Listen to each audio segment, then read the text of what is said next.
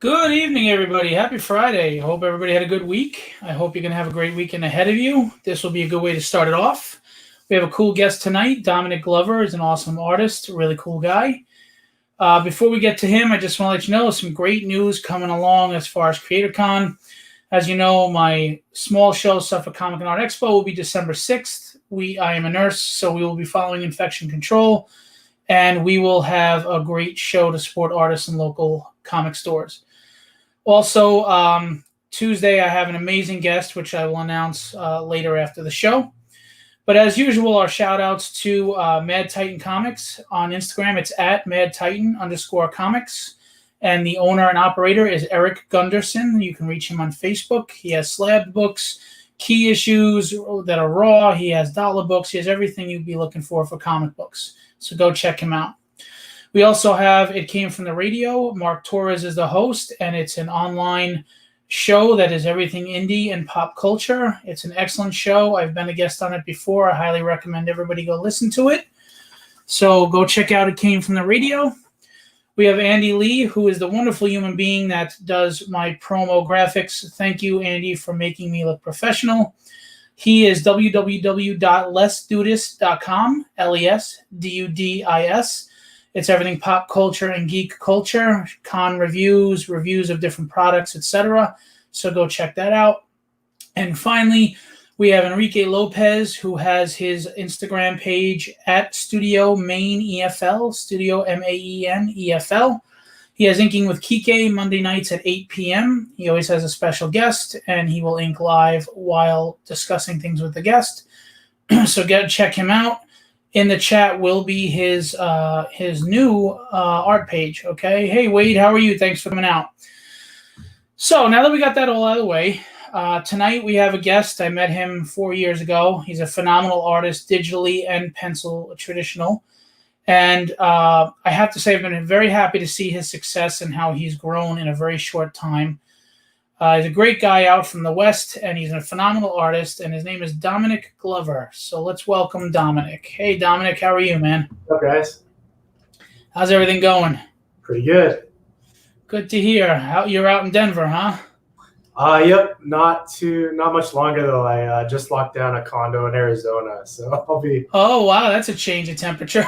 Yeah, I didn't just change of temperature, but, I mean, we just had a blizzard here, I think 2 weeks ago where it went from 97 degrees to 23 degrees within 12 hours.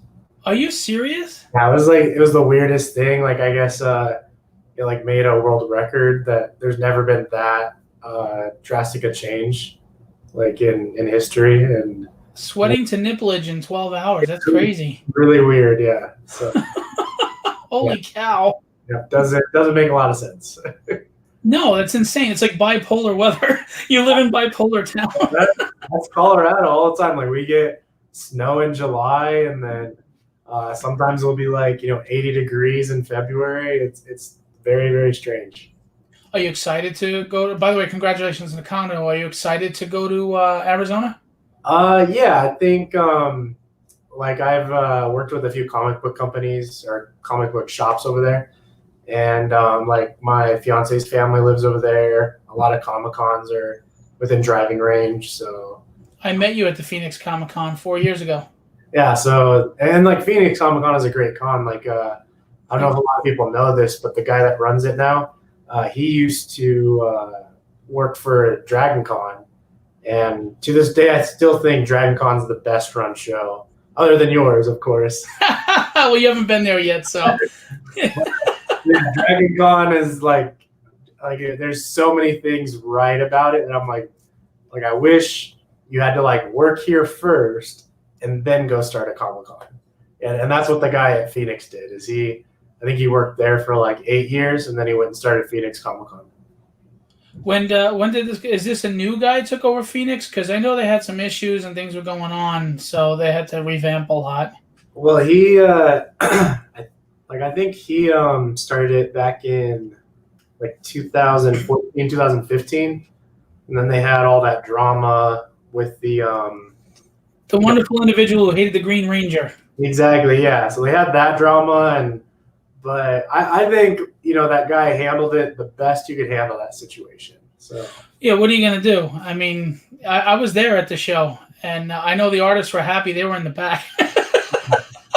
yeah, and they're really good. Like as far as the vendor and the artist side, like they're really good. That if you have a bad spot or something, you just talk to them, be like, hey, this is a bad area. I don't want to be here. They're like, okay, yeah, like let's move you and like. Well, I love that show because it's a good size, but it's not insanely crowded. I mean, it's crowded, but not insanely crowded like New York Con. I go there every year.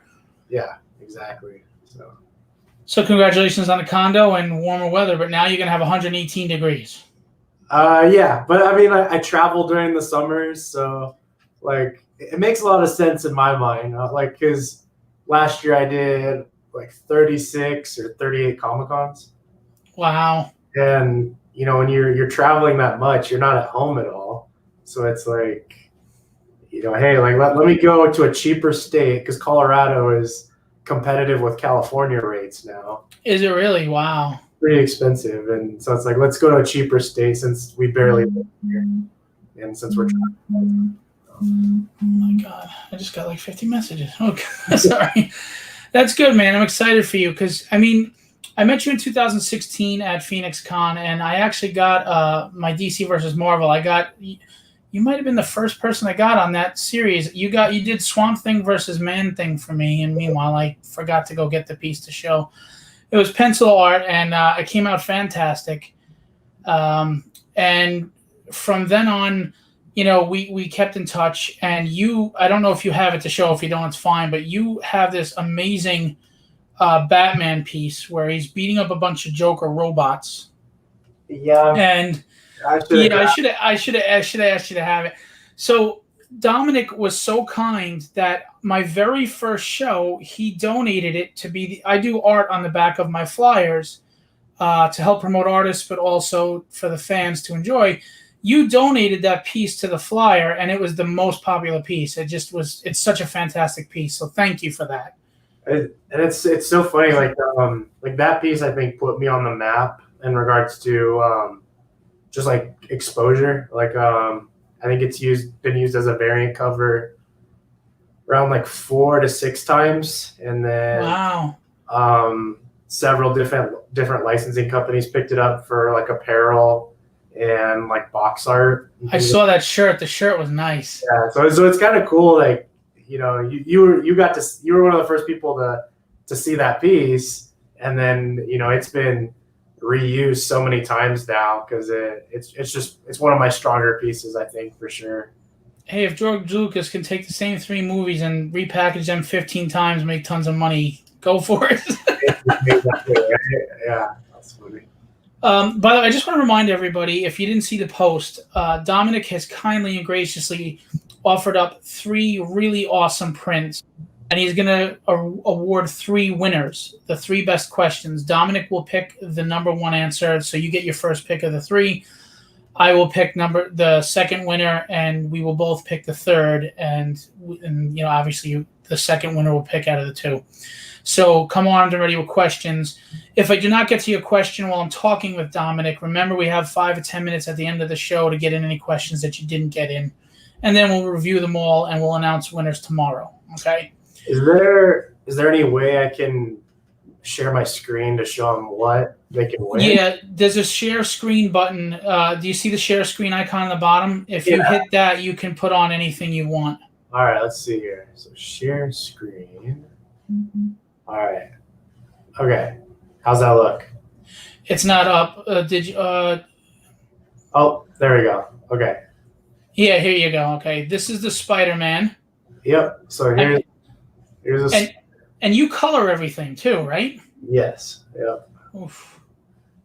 So we got the Spider-Man here, and this is formatted for. I got all my pieces. I do 18 by 24. So I want to give this one away. By the way, look at the texture on that. The lenses in his eyepieces. Just look at the fabric of the texture on the fabric. That is amazing. Now we got Venom here. Oh, look at that.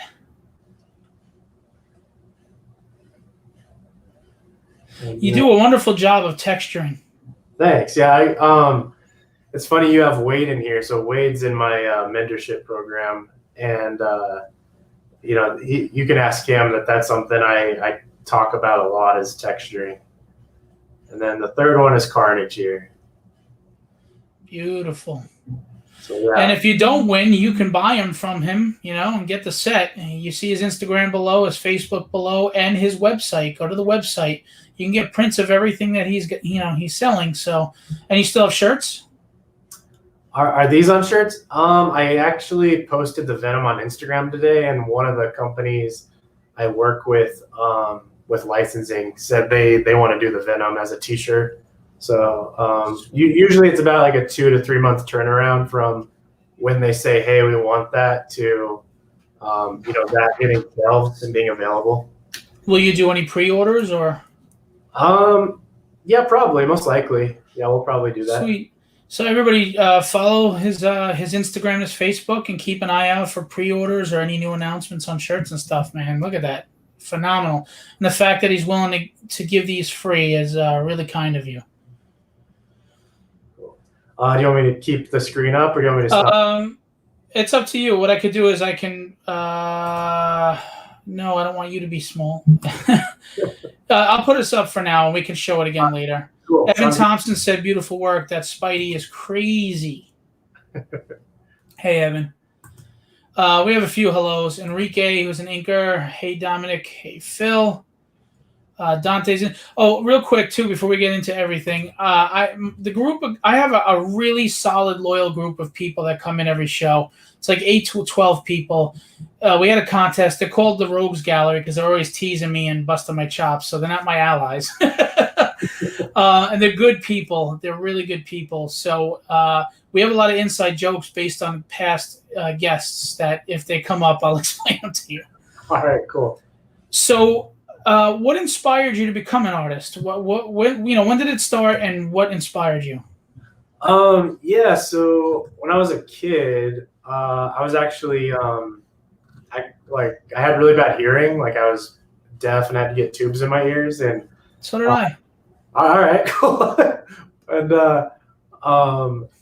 so with that, it kind of hurts the learning curve. When you can't hear people, it's kind of hard to learn how to read and how to pronounce things. And so yeah, it was an upward hill battle just in regards to education. And I remember my parents got me to read through comic books. And so any kid, you're reading comic books and then you get done reading that, 24-page comic book and you're like, all right, I guess I'll draw this comic book or I'll, color in it or whatever. And that's kind of like what got me started in art was doing that. Were there any artists that you saw that just inspired you and you said, oh my God, I want to be that?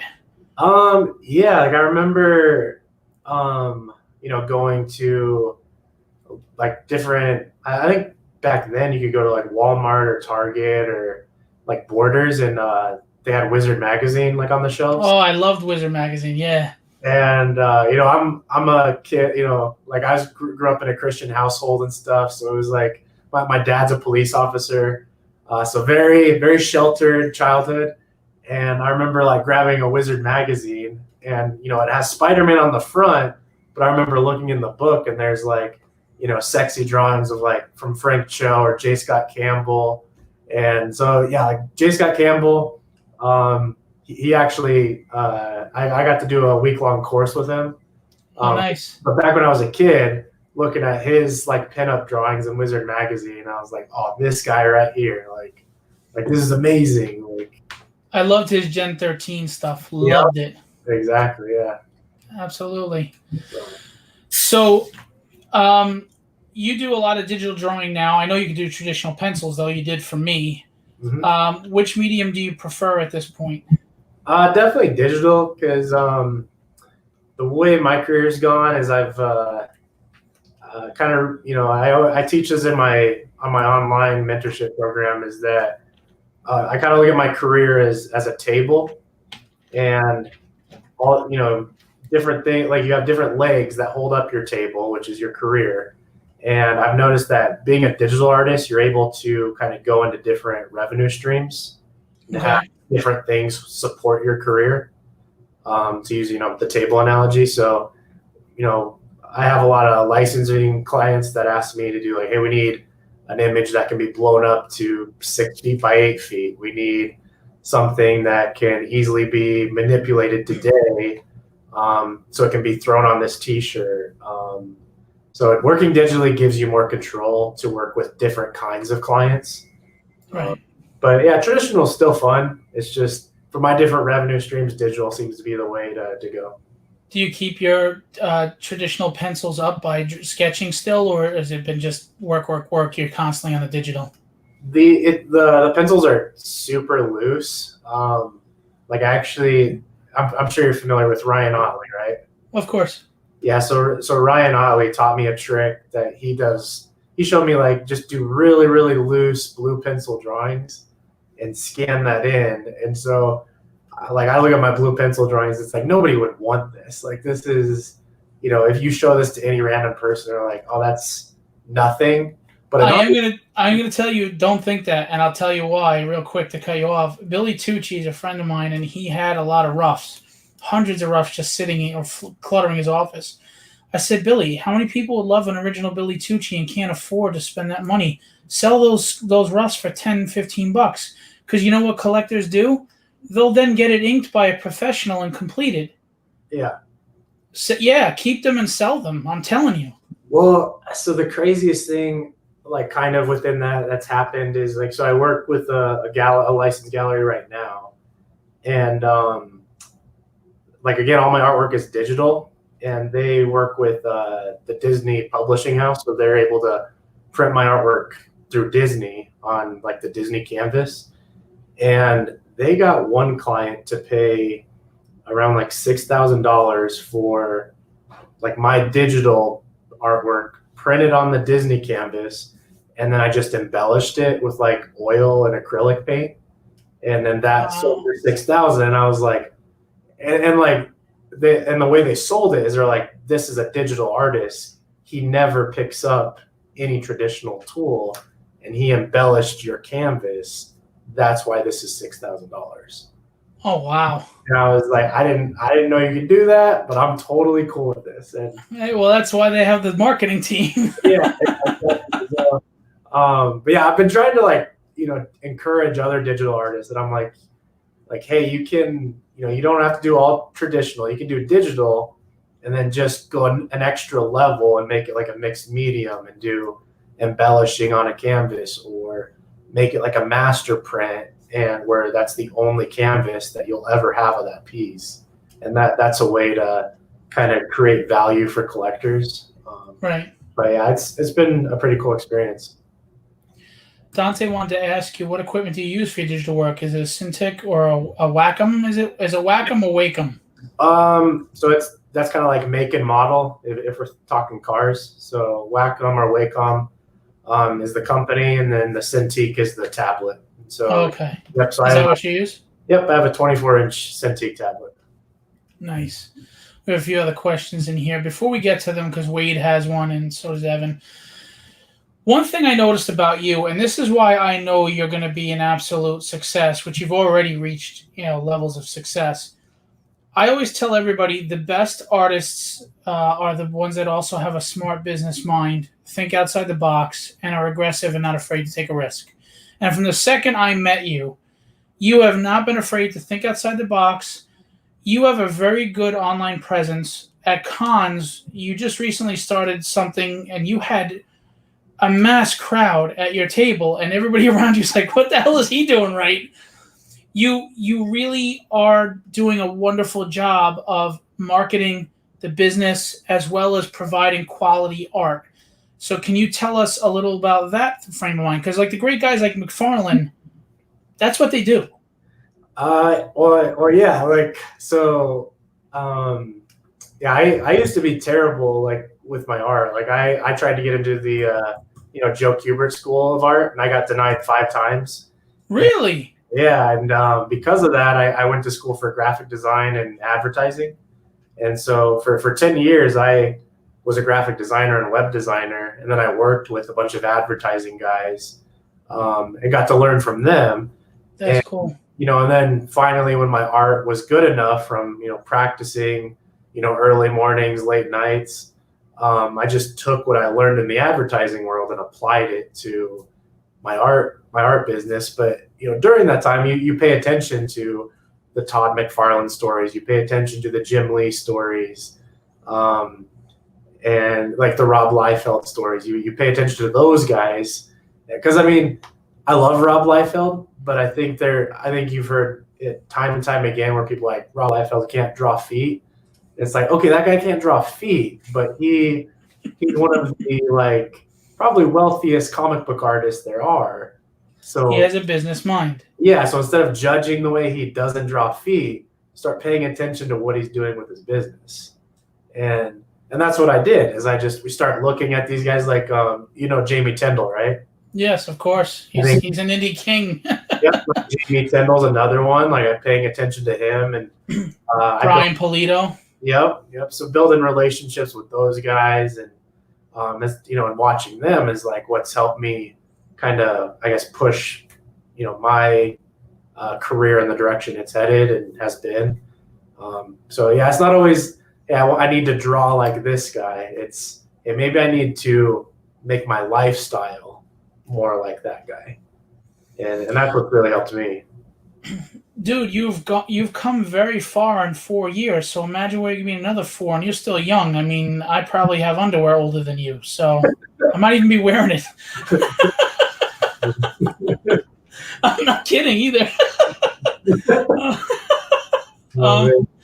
TMI anyway. But I don't know. I always sense the business acumen from you, and you're always seeking out knowledge and trying to learn the different aspects of the industry, not just art. But you're also constantly improving on your art. We saw the textures, the colors, your lines. You're still obviously you're phenomenal. You have a phenomenal talent there. I can't believe Kubert denied you so many times. Yeah, it's funny to look back at it, and I always try to tell people like, it's not about what school you go to or what degree you get. It's more about like, can you outwork people? Because it's like someone may be smarter than me, they may be a better artist than me, but I can promise you I'm going to outwork you. Like that's something you don't have on me, and that's I think what's got me to the point where I'm at. You're the Charles Oakley of artists. Okay. Except you probably have a better jump shot and free throws. But anyway, I'm a Knicks fan. What am I going to tell you? Yeah. That's funny. So you were talking before about teaching. Tell us about what's going on with that. Yeah. So that so with doing Comic-Cons, like I said, I did around like 36 to 38 Comic-Cons last year. And, I kind of, took sorry about that. I took a kind of lesson from Jamie Tindall and, some other people that they have art reps that, go to shows for them. And I was like, why can't I do that? I'm like brand new in this, but it seems like you just need to do this, and this to get there. And so I hired a few people to go to Comic-Cons for me. And then, COVID hits and all these Comic-Cons get canceled. And because they got canceled, the people that worked for me, their income got knocked out. And I felt, responsible for them. That it was like, man, like I know you quit your retail job or your fast food job to come work with me and travel across the United States and go to Comic-Cons. Like I feel really guilty, and I feel like I should have prepared a backup plan for this. So what I did is I worked with a few of them and to kind of teach them the business side of art and teach them like, hey, this is how you line up commissions. This is how you create your portfolio. This is what you need to do with your social media.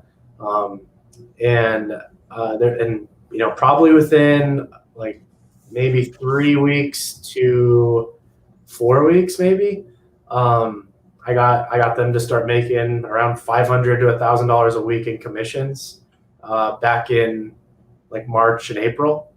Wow. And so like by teaching them that I taught them the business skills and the marketing skills. I was like, okay, I clearly I feel a little bit more confident about my ability and my skill set of how to help artists succeed in this very scary COVID period. Let me see if I can help others. And so I started this mentorship program where and because I'm testing it out, I lowballed it and was like just $15 a month, and I'll do the same thing. Wow. With you guys that I did with the people that worked for me. And sure enough, it's been working. I think I'm up to 11 people that have been able to quit their jobs so far. That's fantastic. And Wade King is one of the guys in the mentorship program. And he's a very good artist, yeah. And he's going to be on my show too. Awesome. Yeah, so Wade King's one of them. But yeah, I think in total I have 183 people in my mentorship program. That's fantastic. And it ranges from 12-year-old, FaceTiming with them and their parents, and we talk about like some of the basic fundamentals, all the way to the 43-year-old that is like, hey, I want to quit my job that I hate, and I want to make money with art. And so now, do you have a specific website for this? Or how would they reach out to you if they want to join this mentorship program? I'm doing it through Patreon right now. And then once you join the Patreon, I have a private Facebook group where it's everyone in that mentorship program, and they're able to interact with each other, share, art, schedule live streams together. Because a lot of conversations I'm having with everyone, sometimes it's different. Sometimes it's just telling someone about like, how do you color, or how do you do texturing and inking. And then the next one is like, hey, like there's a farmer's market like in my town this weekend. What do I need to buy to sell at a farmer's market? And how do I sell my art? And do I use PayPal or Square? Do I need sleeves? But see, that is very valuable. And that's kind of like you always hear people saying in high school they should be teaching you how to use a credit card and what interest rates are and stuff. Well, that's what you're doing for the comic and the art industry. Yeah, and it's weird. Like, I don't know why, but in the comic books is very, very competitive. Right. There are times where there's a lot of ego, and you ain't kidding. Yeah, and it's like I have my solid group of like artist friends, but I found that not a lot of people are open to sharing advice and sharing these tips. Yep. And I was like, if no one else is going to do it, I'm going to be that guy. I'm going to tell you, like, hey, this is how you get hired by Marvel.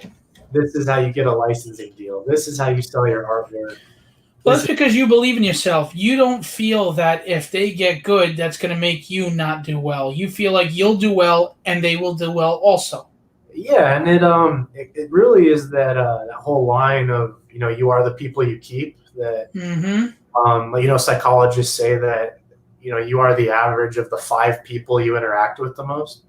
And so if I can bring all these artists that live in different states and even live in different countries, like there's a guy from Australia, a guy from Paris, Singapore, Slovenia. So it's like, I think there's 15 international people in the mentorship group program. And so you get these different perspectives, but we're all like-minded, and therefore we're all pushing each other. And that's something I noticed in the Comic-Con scene, that, when you're at a Comic-Con and you got, Ryan Kincaid and Jamie Tyndall right over there, and they got more experience than me that's, in my 20s and has barely done anything. Like it pushes you to be better. Like either it pushes you or you're intimidated, but see, I'm like you. I don't get intimidated. I get motivated. Yep, exactly.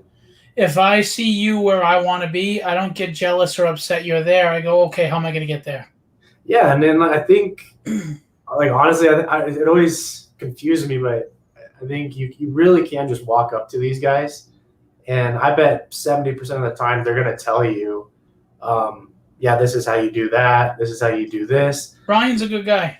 And I think they tell you that because they know how much hard work it is. Mm-hmm. And I'm open to giving advice to everybody. And I've had some students like say, well, aren't you scared someone's going to replace you? And I'm like, if you do replace me, it's totally worth it, because it took a lot of work to get where I'm at. Like if you can put in those many hours, like I may want to work for you if you can. You're right. Look, as hard as you work, you're confident that if they do outwork you, then they earned it. They deserve it. Right. And you can look at Todd McFarlane. Like, he created Spawn, but I would say, he created an empire. Yeah, Robert Kirkman's Walking Dead probably has made more money than Spawn ever did, right? But that's like a scenario. It's like, hey, let me work for Robert Kirkman and let me work with him and collaborate rather than being competitive and trying to, tear down this guy's building, And I think that's a line I like to use is, you don't, to make your building taller or your career more successful, you don't have to tear down someone else's career or tear it down. Like, you could actually build a really productive city block with them. Well, think about it. If you're focused on tearing them down, how are you focused on building you up? Exactly. Yep. Exactly. I'm with you, man. We're like mine, and I think that's one of the reasons why we gravitated. I mean, we never really talked about it, but you could just tell. You could get that feeling, Yep. As far as the business side of things, Dante asked, have you ever thought about setting up a TeePublic or Redbubble store? They do print to order on T-shirts, totes, etc. Hey, you could even do your own line of underoos. I'm very I'm really grateful, but I don't have to do that anymore. Like, I have a rep with Hot Topic and a few other licensed apparel companies that I work with, and if I create an art piece, or I just email it to them, or they'll see it on my Instagram or Facebook and say, hey, email that over to us. We want to, license that one, and then I get a royalty check from it. Beautiful. Wade has a question for you. What is something that inspires you as a digital artist in an industry that mainly sneers at digital artists? What are some ways you keep motivated to stay ahead in the industry? Tell your secrets. Yeah, so digital art, a lot of people do look down on it. Like when you and I first met, like, I showed you my digital stuff. You're like, no, I want a traditional piece. And I didn't look down on it. I just preferred traditional pencils. Yeah, and I think most, like in the Comic-Con scene, most people do prefer that. And so it is an upward hill battle to convince people, like, hey, there's quality in this, like, digital piece. And, I don't type in some algorithm. Like, I have to do every brush stroke. Yeah, they think that you just click and then forms start. I know. I had friends that were snobby about another friend of mine who was mostly digital artist, and they passed up on getting work from him on their jams because they didn't think he could draw pencils. I said, no, he can draw pencils. And I showed them the pencil art he did for me, and I said, guys, you got to get rid of the stigma. They're still drawing. Yeah.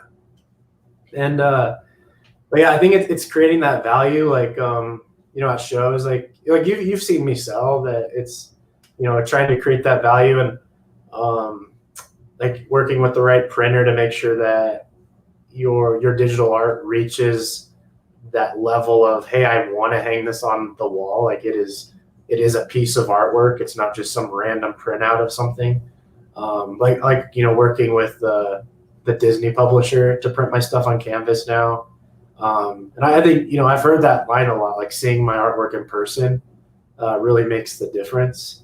And I've had people confuse my artwork as well and think I'm doing, oil painting or something like that. And well, look behind you. Yeah, exactly. And I get that question, like right here. Let me see if I have it. Hold on real quick. Well, I mean, you were doing these print runs where you had DC characters and other characters, but you did this beautiful, like, border background, like Poison Ivy had all the leaves and everything around. Those things were gorgeous, and I just thought they were such high quality prints. I really like those. Yeah. So like this one right here, like, recent Black Panther print that I did, but most people, I've gotten probably over 100 messages in the last 2 days, people thinking like, oh, I didn't know you were getting into watercolors.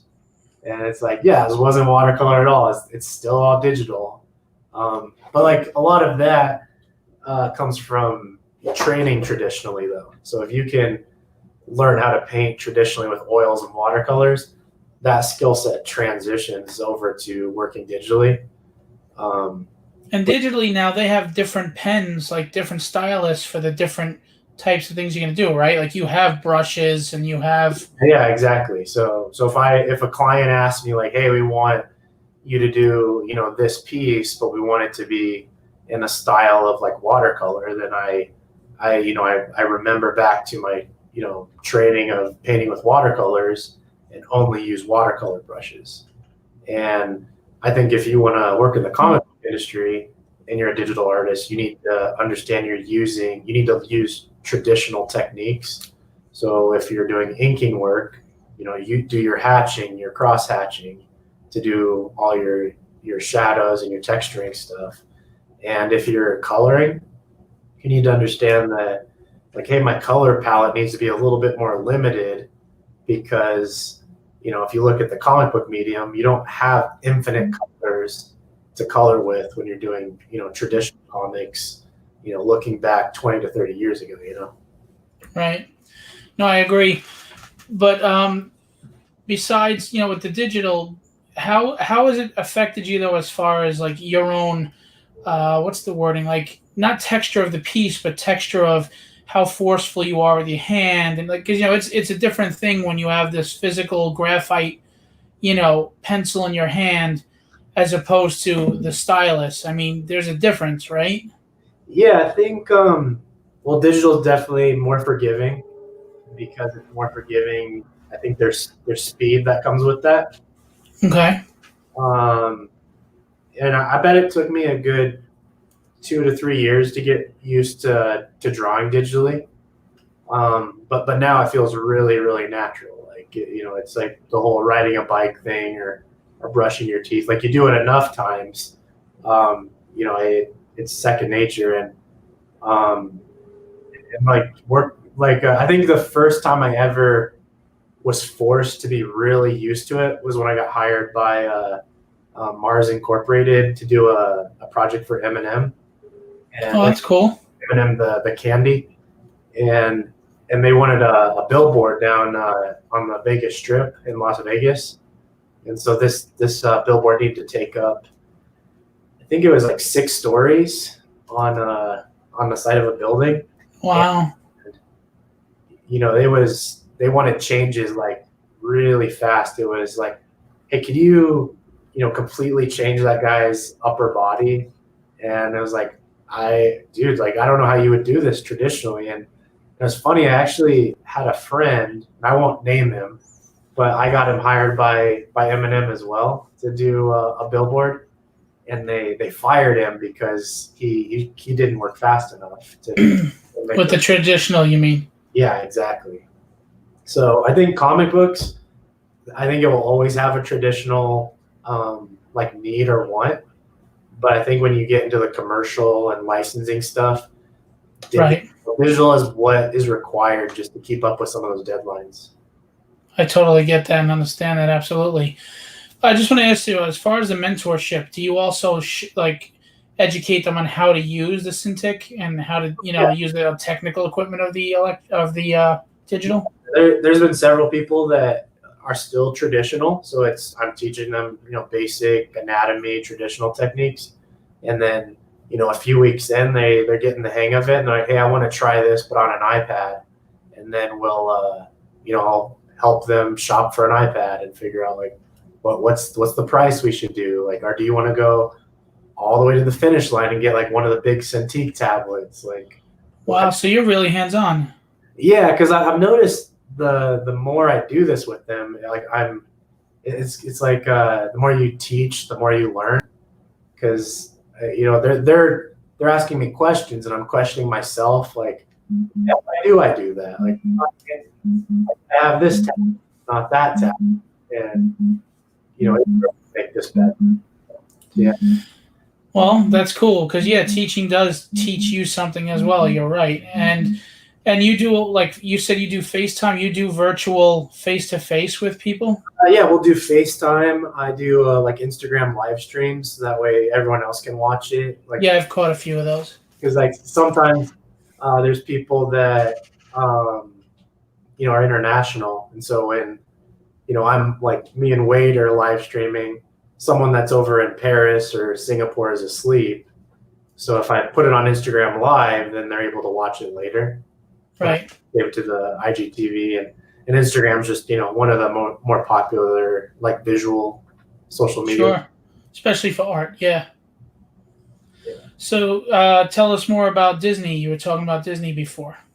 Yeah, so I've been doing different licensing work with them. It started back last year with some of the Mandalorian stuff. Like I did the Baby Yoda thing, and then I've done a few other like Disney license pieces for like Disney Fine Art.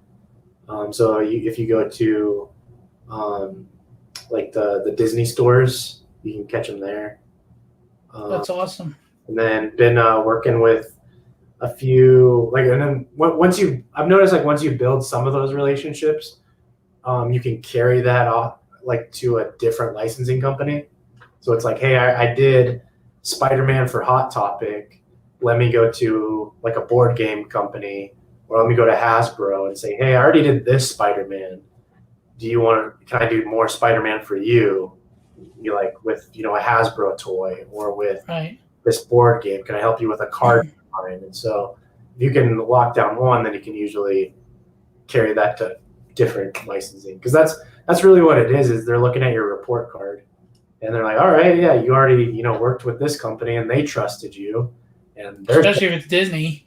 Yeah, and they're selling products with your artwork on it, so we'll do the same thing. And so I was able to take that small Baby Yoda thing and then go over to a board game company and do the same thing with them.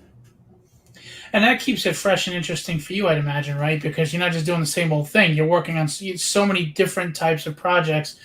And I think people don't realize how much you can do with an art talent. Everything's just comic books. No, there's so many things that require art, whether it's storyboarding for a movie or posters or board games, role-playing games. Yeah, I like the royalty stuff, like the licensing stuff, because it's passive income. Because you do a comic book and you get paid, however much up front, and then you're done.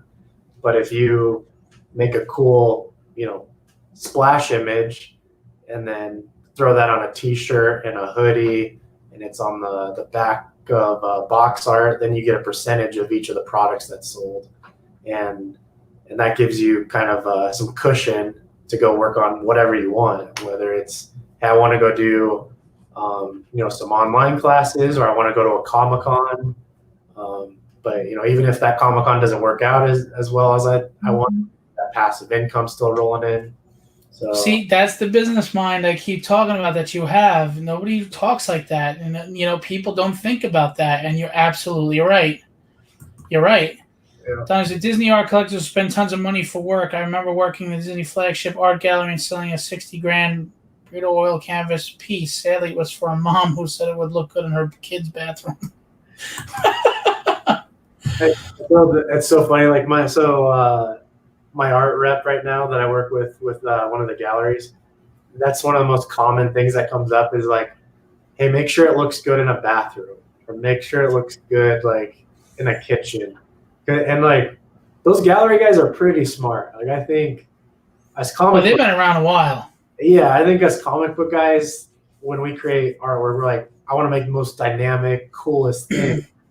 But the gallery guys are like, can this hang above the toilet and like look awesome? Well, these are the guys that sell a banana that is duct taped to a wall for $10,000. So, yeah. But I highly encourage anybody. Like, I think that's why, like, Alex Ross is one of those guys. Like Alex Ross, I think he's transitioned from comic book to full-on gallery. Mm-hmm. And he's like, yeah, this will look cool in, a nerdy guy's bathroom, or in his wife will let him hang this up in the kitchen because it's more of a classy look, Agreed. So. Kyle Horn came on. He said, "Sup, Dominic? Hope you're doing well. Growing up, what is a skill as an artist that you wish you focused more on?" Let me think here. What do I wish I focused more on? Probably like gesture drawings, however you want to pronounce it. Gesture. That I'm still pretty.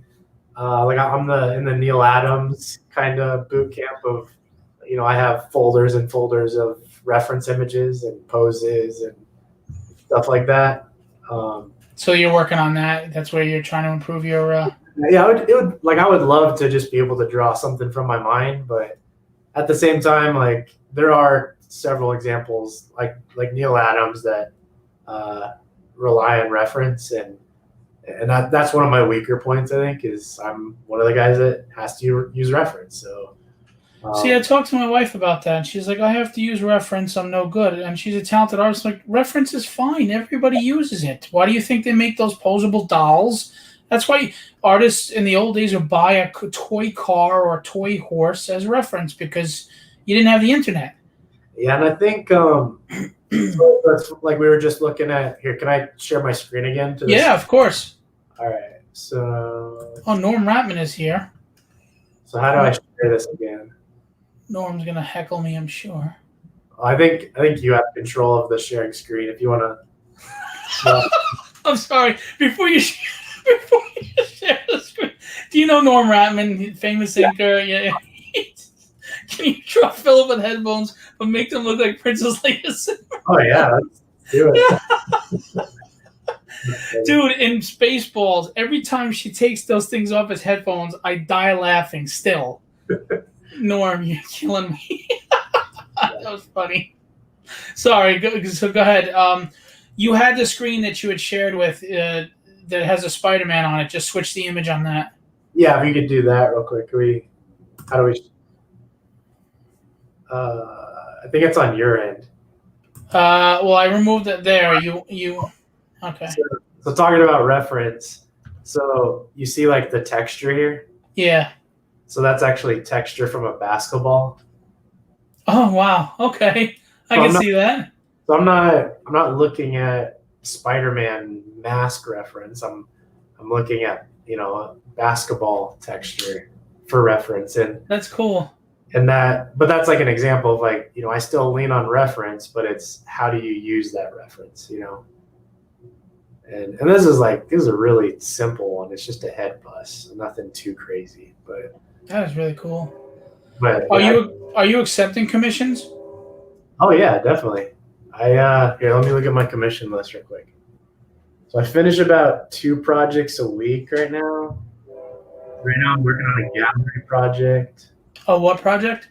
A project for the gallery that they have. Okay. That wanted something. But I'm still laughing at Norm. See, I have looks like about 12 projects, and I finish about 2 a week. So you're 6 weeks out. Yeah. So if someone wants to, jump in there. Okay.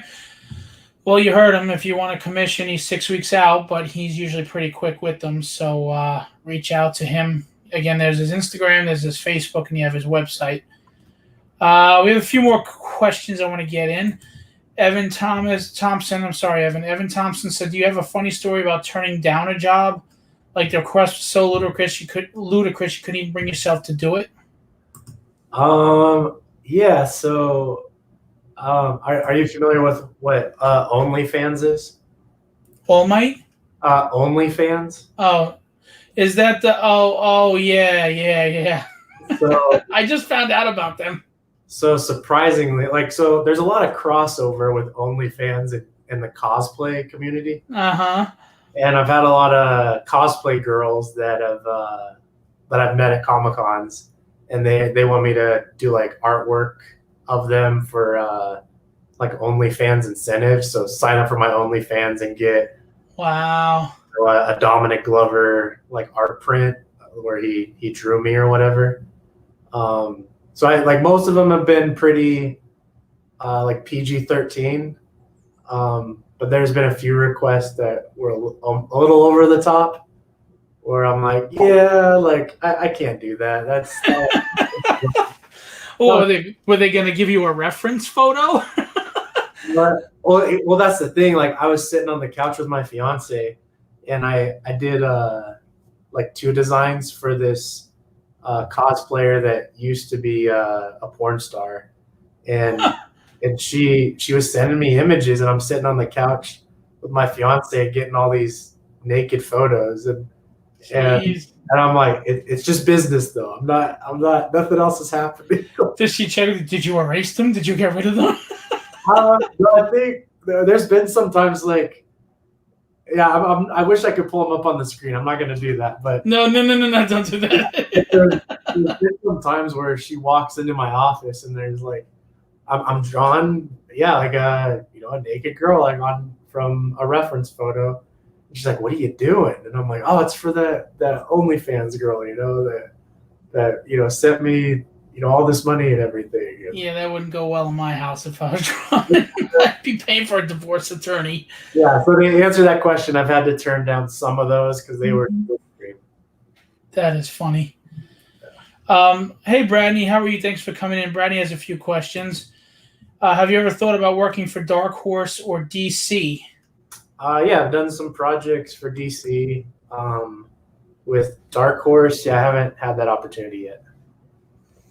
He also asked, what is the hardest thing for you to draw? I really struggle with like four-legged animals like horses and vehicles like motorcycles and cars. I really struggle with. He's got a few questions here. Okay. Do you ever think your art was bad, and how many times did you draw it over until you liked it yourself? Oh, all the time. Yeah, that's a pretty. Yeah, that's all the time. Like, I don't know any artist that doesn't feel their art is bad. Yeah. I'm wondering if I can show you like a commission I did recently where I wasn't too happy with it. That Venom looks phenomenal. So where the hell is Dell? Dell is usually asking 500 questions for free art. Did he get scared away or something? So this is a commission I recently did that I'm nice. This is one I'm not too happy with. Really? Why is that?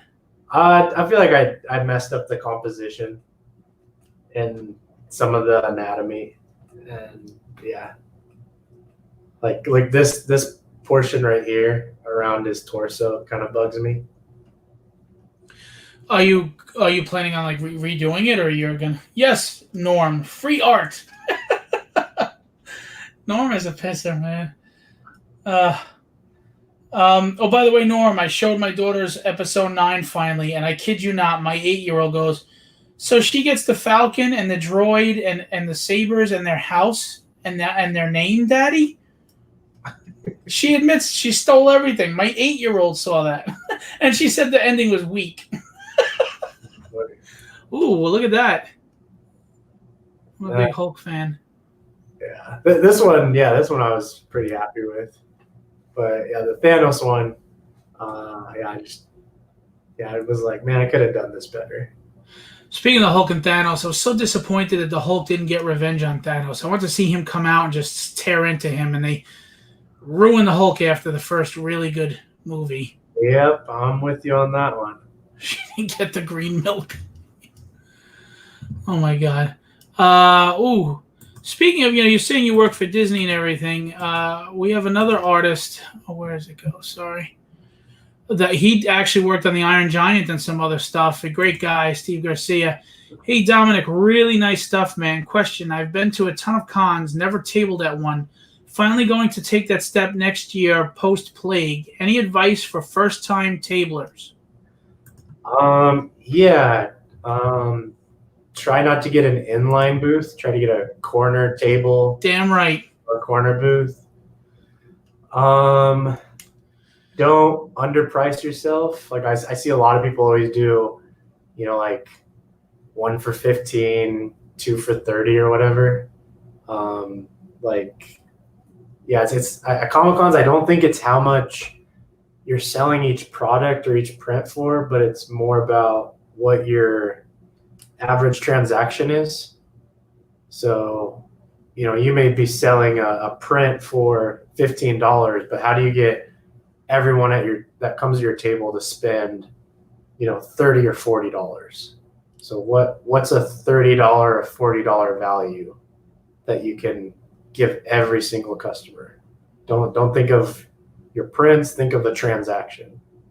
And so different ways I've seen this done is like if you buy a metal print, you get 2 free prints, and it's $60. And then that way you have a $60 value for that transaction.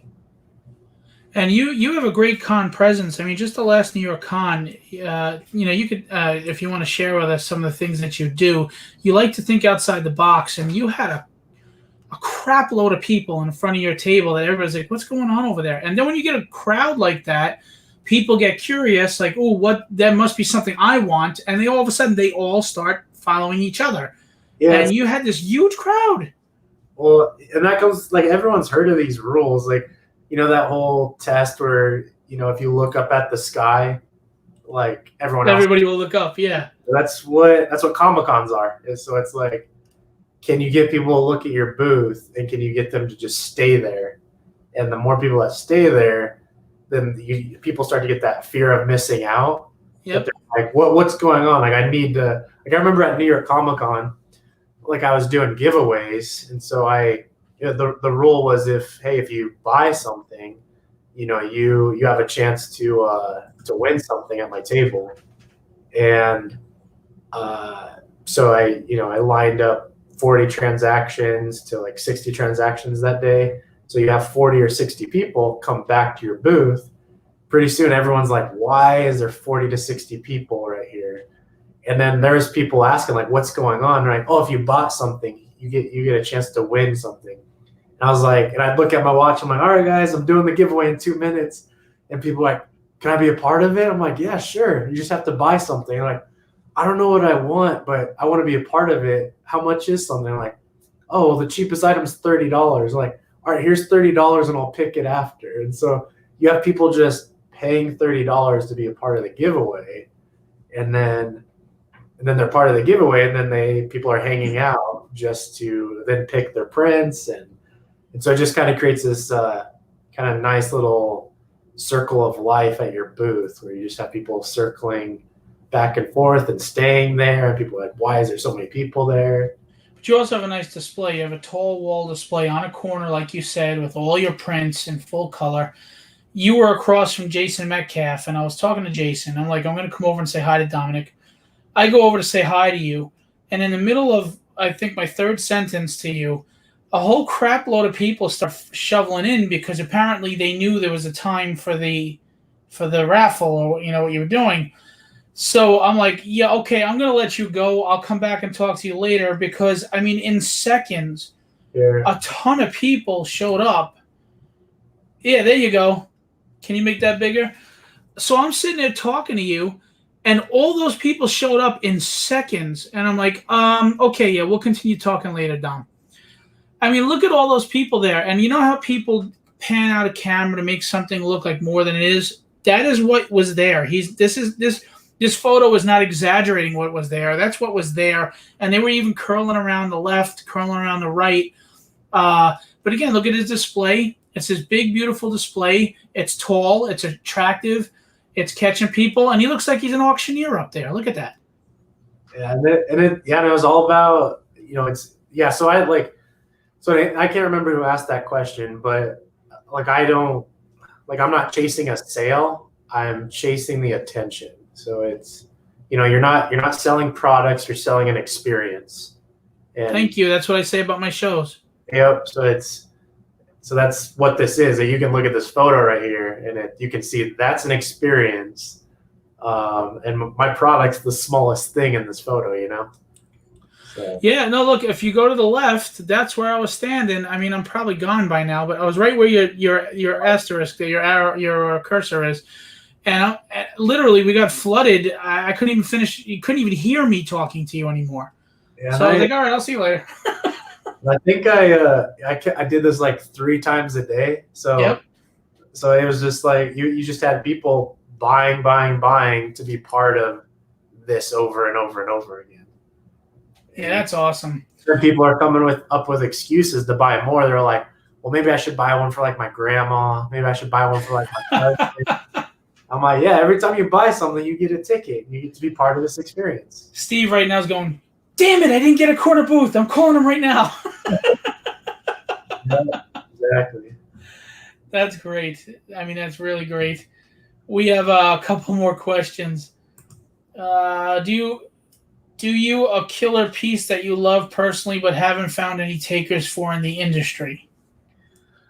A killer piece. I think it means, do you have a killer piece that you love personally and haven't found any takers? Anybody who wants to purchase it. Or I know what a lot of artists do. If it's a piece they really love, they'll jack up the price because if they're going to get rid of it, they want to know it went to somebody who really loves and appreciates it. Yeah, I do actually. Let me find it real quick. And while you're doing that, just so you know, Wade had said, I can say without question, Dom has been extremely hands-on with me. That doesn't sound right, Wade, but we get what you're saying. Sometimes even when I don't think his hands need to be on me. But we get what you're saying, Dom. Because he's talking about that fans only, and you're talking about hands-on. I don't know, man. We're going different realm. I think I'm gonna go with this piece right here. So, all right, here you go. So this one right here. Nice. And yeah, just I guess like the people that follow me just aren't really into Hellboy. That's a good piece. Yeah, I love this piece, but yeah, nobody really wants it. I don't know why. Yeah, interesting. Well, now because you're digital, it's not like you have quote unquote original to sell. You have the original, digital file. So do you sell original digital files? And if you do, though, do you still use those files, or is that now owned by that person as if it was a traditional print? So every piece I have a master print that's on like a 24 by 36 canvas. Okay. That's in the gallery that I partnered with. Right. And so, this is in the gallery, but nobody's bought it. And so what's it going for? I think last time I checked, they're selling it for like $3,500, and then it's a tough time of year. And then everybody. And then I get 50% of that. Oh wow, 50? Huh. Yeah, and then but there's like other pieces that sell like immediately. Like let's see here. So like this one right here sold. Galleries make out like a bandit. Oh yeah, it's a big business. Let's see here. Okay, so this one right here sold. Oh wow. Sold, yeah, within the first day of them having it. Well, that's you know how people are too about trends and what's popular at the moment. So good, that was a good choice to do that. Yep.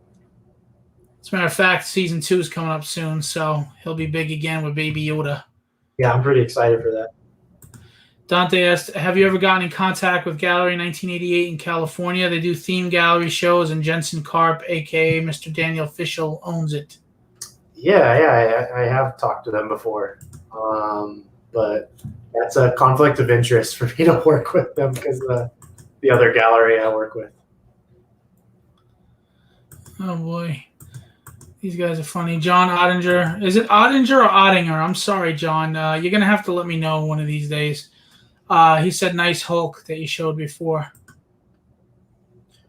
That's the Batman piece that he was kind enough. I was on the back of, I would do 5x7 flyers, and that was on the back of every flyer that I gave out, and it just went like crazy. I mean, imagine getting that, even if it's only 5x7, getting that for free. I mean, and you know what I love about this piece? I love the old blue and gray Batman that Neil Adams drew with the yellow belt, and you kind of did a nice amalgamation of the newer Batman with that Batman. Like, he doesn't have the yellow around the bat, and he has the colors on him and the yellow utility belt, but now you're doing like the more pouches, not like the pellet looking things. Yeah. Just phenomenal. Thank you. Yeah, it's still one of my favorites for sure. You're also very smart at the geometric shape and the color you put in the background on your headshots. Oh yeah, with the golden ratio. Yeah, you're very calculated. You're a smart dude. And that comes from the graphic design background. I don't know if you have something you can show of that, just to give them an example. Let's see here. Russell Fine had said he can attest to that. Yeah, Russell was there because you were over at Jason Metcalf's booth. I Oh, can attest to that. Or maybe no, maybe you weren't the last one. I no, forget. he was there. Was he? He was at Mason Metcalf's booth, right? Uh-huh. Yep. Yeah. What's going on, Russell? Russell sells a lot of the top loaders and portfolio books. So if you ever need that stuff, contact Russell Fine on Facebook and direct message. You can get stuff from him as far as the supplies for comics and art and stuff like that. Yeah, see, look at the shapes that you do, the colors you pick. It's just so it catches your eye without distracting from the piece that you're trying to present. It accentuates nicely. It brightens it up. And I'm pretty screwed up color wise. I'm partially colorblind, and they look great. Thanks. Angel said, "Hey Dominic, we met in Colorado Springs before. You've motivated me to keep pushing forward. It's been really stressful trying to be a successful artist, especially now with the virus. But I love to pay for the mentoring for marketing and digital techniques. I want to make a living off my art instead of working a normal job that requires school diplomas and degrees just for labor. So what would you recommend is the best way for Angel to reach out to you, Dominic, about that?" Yeah, you can message me through Facebook or Instagram. And yeah, I'll send them a link to it. And then, yeah, there's Wade in the group right now. So if you want to kind of testimonial, you can ask Wade how the program is, and he can tell you, his experience in it. But I think Wade's been in it since March, and Wade's been able to quit his job and go full time with his art. That's awesome. And he's a nice guy I don't know him well, but he seems like a really nice guy. He said, "That's so smart, man. I hope to see you in action at a con one day, Dom," meaning, what you were doing. William Wolford is a digital inker, very talented. Hi, Dominic and Phil. He's a cool guy. Yeah. He's a really good guy. Evan said, "Doing 36 to 38 cons last year, you got to have some crazy stories, going to a lot of cities, meeting a lot of people. What are the one or two that you immediately think of?" All right, Evan, that's 2 questions of mine you stole, damn it. But it's okay because you get the art. You're trying to win the art. So what's a crazy con moment or situation that sticks out? Yeah, one of the first ones I think of is I'm at Amazing Las Vegas Comic-Con. And, it's Vegas, right? So there's always crazy It things. stays there, Dom. It stays there. Well, I'm gonna bring this story out. So, yeah, we're in Vegas, and there's like a group of like bro dudes, right? Like, and they got into the Comic-Con from Groupon. Like the owner of that show always puts tickets on Groupon to get a bigger crowd. Yeah, I'm gonna be doing that too, by the way. Go ahead. And so we have these bro dudes. You can smell the alcohol on them from 2 aisles away. And they come up to my booth, and there's this guy, and he's like, he's super hyped up. He's like super excited and everything. And he starts just pointing at everything. And he's like, I want that. I want that. Can I get that as well? And I'm like, yeah, sure, man. So I start grabbing everything. And then I start signing the prints. And at this show, I had frames available. So if you wanted me to frame your artwork, I was doing that as well. And so Nice. he wanted all the artwork framed. So we're talking about like a $300 transaction right here, right? And I'm like, cool, all right, this drunk bro dude is totally like, gonna to buy all this stuff. And so I'm like, all right, it's gonna be, like 300, whatever. And he hands me his card, and he's not letting go of it. And he's just like, and he's just staring at me. He just has like this weird blank stare. And I was like, is that okay? And he's just staring at me. I'm like, are you all right, man? And then he starts to like tip over, like leaning towards me. Oh, and when he does this, he bumps my table. And if you've been to a Comic-Con, there's not a lot of space. Yeah. So he bumps my table, and the table bumps into my banner stand that, is like 15 feet in the air. So here, just to bring this photo back. So if we're looking at this, like this is my banner stand, and this is 15 feet in the air. And so he bumps the tables, and then the tables bump this, and this starts to start tipping over towards me. Oh my God. And so I'm like, it felt like that spider sense scene, and with Tobey Maguire, where like you see the spitball and the flying fly and everything. Yeah. Like, what do I catch? Do I catch the drunk bro dude? Do I stop the table? Do I catch my banner? Do I catch the frames that have glass and are about to shatter all over the floor? And so I grab the banner stand, and then bro dude falls on the table, and then he starts seizuring on the table, and then I'm holding the banner, and I'm like, yo, dude, like I'm like yelling to his friends, I'm like, your friend's not doing okay, and they're like, oh, dude, I told you he took too much, and I was like, what did he say? And they're like, we just took a couple hits of cocaine before he came in, and I was like, you guys like are drunk and like snorting cocaine before coming into a Comic-Con? And then the police came, and then some EMTs came, and like these guys were so panicked to like that they were gonna get arrested or whatever, that they're like, we'll pay for damages. Like, how much do we owe you? Because they knocked down like everything, and this probably took like 30 to 40 minutes for the Wow. to leave, and so that's 30 to 40 minutes that I can't make sales. They broke a bunch of my frames. This dude like threw up on a bunch of my art prints on top of. Oh no! And so yeah, I made him pay like $800 for what he did. Like, so they did pay you and compensate you? Yeah, because that's what they were so worried about getting arrested that he was like, dude, I'll just pay you whatever. So that. Do you know if the dude was okay or? Oh yeah, he walked out and they left right after that. So. Jesus Christ. Wow. That's like one of the craziest ones. Well, just so you know, Dominic, you're probably going to be part of the Rogues Gallery stories now. We have our inside jokes, and that's probably going to carry over with us now. There'll be cocaine jokes and vomiting on art jokes. I can guarantee that, knowing the group that comes in here all the time.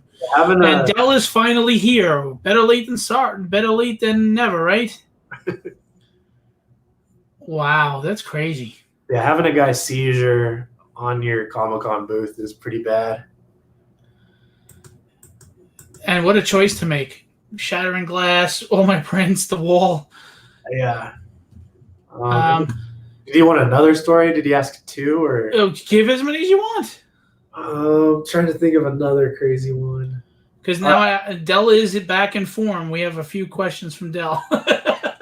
Okay, here's another one. So I was at Tampa Bay Comic-Con. And like I'm sure you've seen it, that the the painted cosplay is pretty popular now. Yeah, they're naked and they're just wearing body paint, and unless you might not notice until you take a real look. Yeah, so they're naked, wearing body paint, and this girl's wearing body paint, and she's all super excited and everything, and she's looking at my portfolio book, so she's like heads down, looking at it. Of course, there's all these guys taking pictures of her and everything because she's super attractive. And I'm looking at the portfolio book with her, like trying to talk about my artwork with her.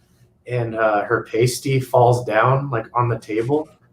And in that moment, I'm like, do I keep talking about my artwork with her, or do I tell her that her pasty like is stuck on the table? Just keep making eye contact. Don't look down or anything, and be a gentleman about this. And, but yeah, that was one of the crazier ones too. Was nipple pasty falling down. So did she realize and pick it up? And no, I had to tell her. She didn't even realize it. She would have walked away out of the table with the nipple out. And, but yeah, luckily I was a gentleman about it. And I was like, all right, like no one sees it except for you and I. But she's lucky my slobby rogues gallery. These slobs, please, they would have been like, oh, boobies. Yeah, it's pretty wild. All right, I got a series of questions from Dell. He's late, but let's do it. Okay. What was the turning point for you to become an artist when you were younger? Was there a character or a book who got you excited, or a teacher or a character? Okay, see, Dell, this is what happens when you come late. You ask questions that were answered already an hour ago, but we'll entertain you because you're such a loyal rogues gallery.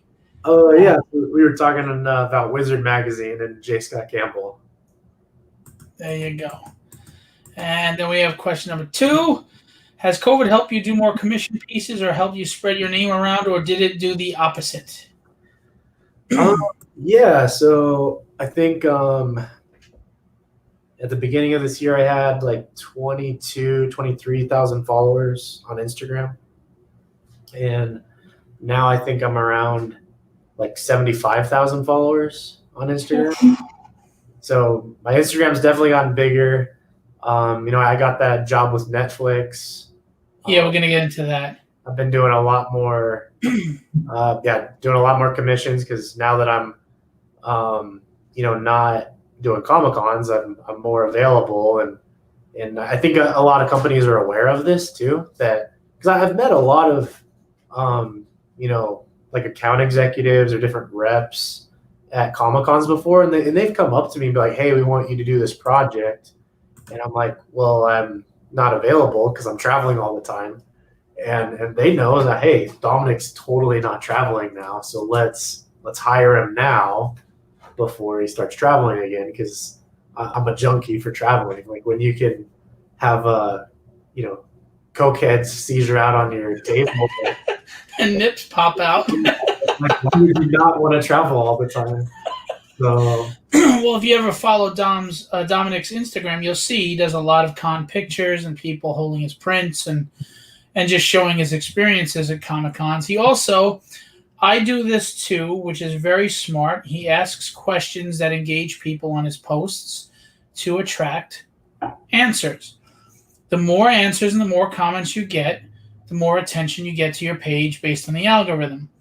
I do the same thing on my Facebook page, and I get a lot of requests all the time. I don't have what you have on Instagram. You got to tell me how the hell to get that, but that's another story. And you will tell me, damn it. You will tell me. I'll stay backstage. You will tell me. Yep, I'll tell you. So Dominic is very good at that, which I'm sure you teach that too, right? In your mentorship about you said your online presence. Yeah, I think like Wade. So Wade's been he's been on my mentorship group program for, 4 or 5 months. And I think he went from like 1,000 to 4,000 followers, something like that. I'm nice. sure he'll correct me if I'm wrong. But yeah, everyone that I've given this advice to, I've seen them grow quite a lot. All right. Well, then you'll have to give me the advice. I'll PayPal you $15. Sounds good. Wade said, "Oh my God, dude, why have I not heard of the Vegas story?" Well, you just did. Breaking news on my show. There's so many stories. It's so weird. Like, so when me and my fiance went to Disney World this year for my little brother's birthday, and it sounds so silly, but like I almost like started getting watery-eyed on the plane because like I realized like last year I got so comfortable sleeping on a plane that like a plane kind of felt like home. Like it was wow. I was only here like home for maybe 3 days out of the week, and then the rest of the time I'm on a plane And that didn't exhaust you? No, I'm young and I'm in my 20s, and so it's that's true. And I do have underwear older than you. That's been confirmed now. Yeah, so like doing this, it's a new experiences all the time. It's new restaurants. You're bumping shoulders with like your idols that you've always looked up to, and you got Jamie Tyndall and Ryan Kincaid like acknowledging you and hiring you now, and so you get hooked on it. You're like, it's weird that my idols are now my peers. And it's all because I see them every weekend at these shows, and they see what I'm doing. And how is that though when you're working with them? Because they were your idols, but now you have to put on that peer face. You have to put on that I'm a professional. How do you not fanboy and embarrass yourself? I think the only time I have really I think the last time I got kind of fanboyish was with Pete Moorbacher, which Pete Moorbacher did a bunch of artwork for Magic the Gathering. Okay. He started his own. He got mad at Magic the Gathering and started his own brand called Angelarium, and he's making well over 6 figures with this brand. And And so like I talked to him, and I'm fascinated by him because of the business side. It's like you don't draw for anybody, and you're making over 6 figures just doing these awesome paintings. Like, and you know, I think he told me one time the most Comic-Cons he had going on in one weekend was like 8 Comic-Cons. So he has a team that large that he can be at a Comic-Con and then send 7 other people to Comic-Cons. Wow. Stuff. And so talking to him, I was just like, this guy definitely knows what he's doing, you know? And then I remember, I think back in 2016, I went up to Neil Adams' table and I gave him my first Batman cover I ever did. Good luck. And I told him, I was like, hey, like I owe a lot to you. Like you created Batman in my opinion. Like you took Batman from, you know, like Punch and Wow and Holy Cow Batman to like The Dark Knight. And here's the first Batman cover I've ever done.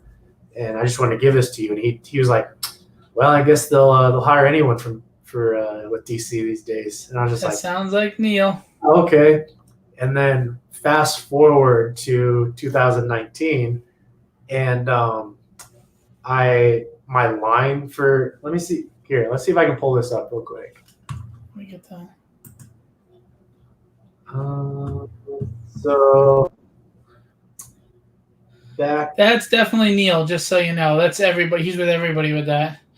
Dante, you're funny. He says it's a fallacy. What's done in Vegas doesn't stay in Vegas. Case in point, marriages STDs. All right, could you see this video okay? Yes. It's not too graphic or anything, right? No, this isn't graphic. All right. So this is 2019 Denver Comic-Con. And this is my line right here to get to my booth. So right here is my line. And then my booth is right here. Mm-hmm. And my line actually was so long it went into Neil Adams' booth. Oh, shit. And Neil Adams came to my booth and started yelling at me. And then he got the But that's not your fault. That's the con promote. The con should have had a line management or something, you know. But that's not your fault. Exactly. So he got the show people involved, started getting mad at me, and they were like, "You should have told us that you had this many followers." And I was like, "I didn't know I had this many." No, that's just them siding with Neil because he's Neil. You're not going to win that. Yeah, but they. So yeah, this lady in the purple right here, that's one of the Denver Comic-Con people, and they were like trying to figure out, like, what is with this line? It's running into everyone's booth, and good for you. But yeah, it was suck it. Yeah, it was pretty wild. Like, to have Neil Adams yell at you for having having a longer line than he had, you know. And nothing better than that. That's the best way to get back at that comment too. Oh yeah, for sure. So yeah, it was pretty awesome. That's 2 experiences that I've had. That is cool. Yeah, I'm not going to get into my experiences with Neil Adams. No, I'm not. I'll tell you backstage after the show. I'm not saying it here. All I'm going to say though is if you go to, and it's watered down, if you go to the Bitten Apple on YouTube and type in New York Comic-Con fan versus Neil Adams, you can get an idea of what happened, but it's not the full story. So, hey, Will, thanks for coming out. He said, wow, Comic-Con Survival Season 1. I don't know why, Del. You should have been able to get onto Facebook. Evan's looking forward to vomiting jokes from now on our jokes. Norm, nothing is better than a vomit story. You know, let me tell you something. You know I'm doing something right with my Creatorcon Q&A when Norm Ratman likes to come on the show and watch. Yeah, it was last time I saw Norm was at a Philadelphia Comic-Con, and that was actually kind of a moment where I was a little bit starstruck, because I was like, yo, there's Norm, like, because I think at the time he was working on Flash with Brett Booth. Yeah, Flash Rebirth, and I was like, that's so crazy. He's like right there. Like I've seen his stuff, you know, forever. You know, I picked him up from the airport for my last con he came to, and I enjoyed the car ride with him, talking on the way in, probably more than the entire day I was at the con. Yeah. And I couldn't drive him back to the airport because I had 3 people going at the same time, and none of them were the same time as him. And I'm sitting there going, I would really like to just drive back and hang out with Norm, but I can't.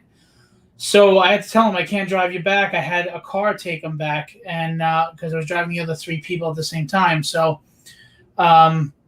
next time, Norm. And he's a cheap date too, man. I mean, he was happy with McDonald's because he's just a big garbage eater. I don't know how he's skinny. He's not fat. Wade said SuperCon was a good one, Dom. Yeah, I'm trying to think I have a lot of SuperCon stories because it's a 4-day show. So well, I mean, you're welcome to share them, but I do want to get into we're actually at an hour and a half now. I do want to get into your Netflix career, and we will have other questions coming, I'm sure. So so tell us about your Netflix career. Yeah, so I'm sure you've heard the line, and a lot of people have heard the line of, sometimes that you have to work for free. Like that's something I hear a lot is people want to get paid for absolutely everything. And so they're like, I'm not going to pick up my pencil unless I'm getting paid for it, right? And I've kind of learned from the advertising world. Like, have you ever heard of a pitch meeting before? Yeah, of course.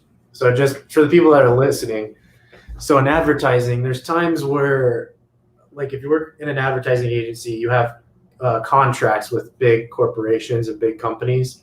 So whether this is Pepsi or Nike or Discover Card or whoever, but what happens is you sign like a 5 to 10 year contract with these companies saying, hey, advertising agency, we'll only use you for all of our advertising. So commercials, website, e-commerce, social media, we only use you. And whenever those contracts end, what happens is these companies will send out a big email to all these pretty large advertising agencies to do a pitch meeting. And I've been part of some of these pitch meetings, and what it is it's 1 to 3 weeks of just doing a bunch of work for free to present yourself to these companies. So like, let's say Nike ends their contract with their current advertising agency. They'll send out this email and they'll be like, let's say it's the Dominic and Phil advertising agency. And so Dominic. Hey, why isn't it the Phil and Dominic? What the hell? I'm just kidding. The Phil and Dominic. There's that ego again. So it's the Phil and Dominic advertising agency, and Phil and Dominic will spend 1 to 3 weeks of working for free to present, like, hey, this is what it's going to look like if you hire us. Like, we'll create this kind of website for you. We have some ideas of how to make a new logo for you. This is how your website could be remade, and we'll work on that. And then at the 3 weeks, we'll present our plan, and so will all of our competition of what it will look like. And I think the art industry is very similar, that sometimes if you want to work for a company, you need to work for free and present, hey, this is what it will look like if you hire me. And so I saw that Netflix was launching all the Avatar: The Last Airbender stuff, and they're coming out with a live action show. And so there's a lot of eyes on Netflix and Avatar, right? And so I was like, my daughters are watching the Korra thing right now, the Korra series. Yep. And so I was like, let me jump on this and just kind of like overload my social media and the social media algorithm before anyone else can. And so what I did, if you want to share the screen, yeah, is I did probably around 30 Avatar pieces, and this is just a few of them. But yeah, like I think probably, for about 40 days, all I did was Avatar stuff. And so when you're launching Avatar, which is what Netflix is, I think Avatar was the #1 watch show for like 3 weeks in a row. Oh, really? And so if I'm drawing nothing but avatar, then what's going to happen is, it's going to get a bunch of eyes on it and a bunch of attention.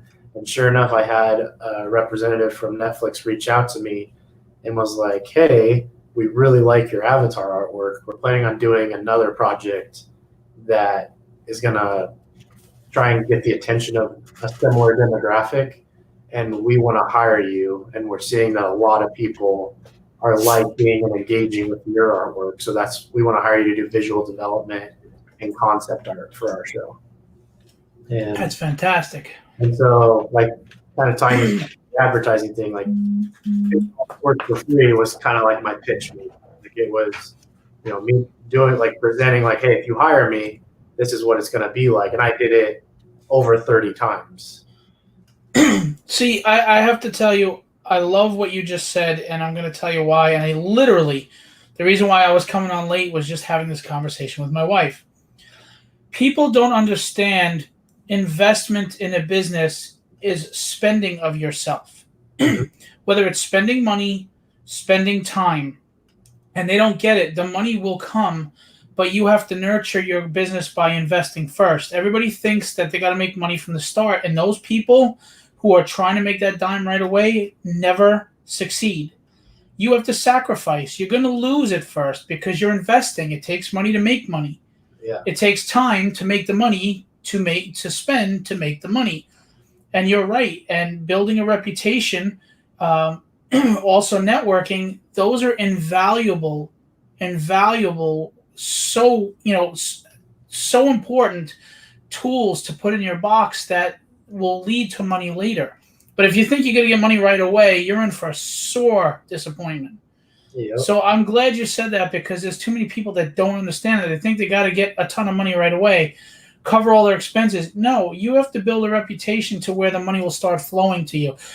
Because once you get to a certain level, you're not working for the money. Now the money is working towards you. You know what I mean? Yeah, and it's and like, and doing all this avatar stuff, it did like several things. So it showed, like, hey, do you want me to show it again? I'm sorry. Oh no, you're fine. Okay. But doing that, what it did is it showed that, hey, like, Dominic can create artwork for, this type of demographic that is a very valuable demographic, because they pushed this show to the #1 most watched show for 2-3 weeks on Netflix. Nice. And he's creating artwork that caters to those people. And then what it also showed is, like, hey, he can consistently do it. He didn't do it just once. He did it several times. So now I'm like, hey, I'm dependable. Like, look, I can do it over and over and over again. And then, I completed it. There's a complete set now. Right. And so, and I did that all for free, doing it all for free, and just creating, it's kind of like, like, this kind of goes in line with my opinion of college, that, like, I think college, most people I talk to don't really learn a lot at college. But I think what college does is it shows people, meaning employers, that you can commit and finish and complete something. Mm-hmm. And that's what that piece of paper is. That piece of paper doesn't show how smart you are. Right. It shows, like, hey, this person can finish something. So, right. So I'll hire them for that. And I think as artists, that's what some of our portfolio pieces are. That if you can do a full comic book of interiors, that shows, like, okay, he can do it. He finished this whole thing. If you can, do a full series like what I did with the Avatar stuff, it's like, okay, he can consistently commit to doing several of these like it was a product. And again, you didn't work for free, because look what it led you to. Yeah. Yep. No work that helps you move forward is really to be considered free. Mm-hmm. You didn't do it for nothing. It's all for something. Yeah. Even if it was one connection, one commission, or even if maybe you didn't get the gig now, but guess what? You just made that relationship that they will remember you next time, and when you're ready, you'll get the call. Yeah, and like something that was like interesting about it too is it was probably 5 weeks of just talking about the contract of, like, hey, well, how much do you pay me, kind of thing. And it was and I can tell you a lot of it. It's weird. It's a lot of meetings with like the art director and the producer and then the Netflix executive. And it's interesting building those connections that it's like now I'm like in their head. Like they have me in their phone now. They know who I am. Now like I may be done with this project, but now they have my name for whatever else may come up in the future. And with the way you carry yourself, they'll want to call you back. I remember when you sent me the message telling me the great news. So Yeah, it's I wasn't surprised. And like for people that are watching too, like are just interested in comic books, it's the same deal with comic books. Like I did a cover for Ryan Kincaid this year, and him and his wife liked that cover so much they're like, we want you to do more. Like, so it's like, hey, if you're consistent and you're dedicated to the craft, like people will want to do that. Like the Reed Pop guys that run New York Comic Con. Mm-hmm. It's the same deal with them. Like they're like, hey, like Dominic like creates a crowd. Like he brings people here. He like creates an experience. Let's invite him to our other shows so that he can take the same experience and take it to Seattle or Chicago. Chris Mad, another great artist, says you're investing in yourself, and this is what I try to tell everybody: invest in your reputation, and the rest will follow. Yep. Conduct yourself with integrity. You work hard, but don't just work hard. Work smart. If you're gonna work hard, you got to you got to be aimed the right way, And aiming yourself the right way puts you in the right position, like you did. You're working hard at getting the crowd at your table, and look what it leads to. Yeah. You're absolutely right. And dude, that's why I really feel that the success you've had is only the tip of the iceberg, because you really got that Todd McFarlane aura about you. Like you're creating a brand, an empire, a business model. You're branching out into several different sections like he did. You're not putting all your eggs in one basket. And those are the guys that transcend. I mean, look at Frank Miller. Yeah. He went into movies, as well. And those are the guys that transcend comics, that them even if you're not a comic fan. So, yeah, I agree with you.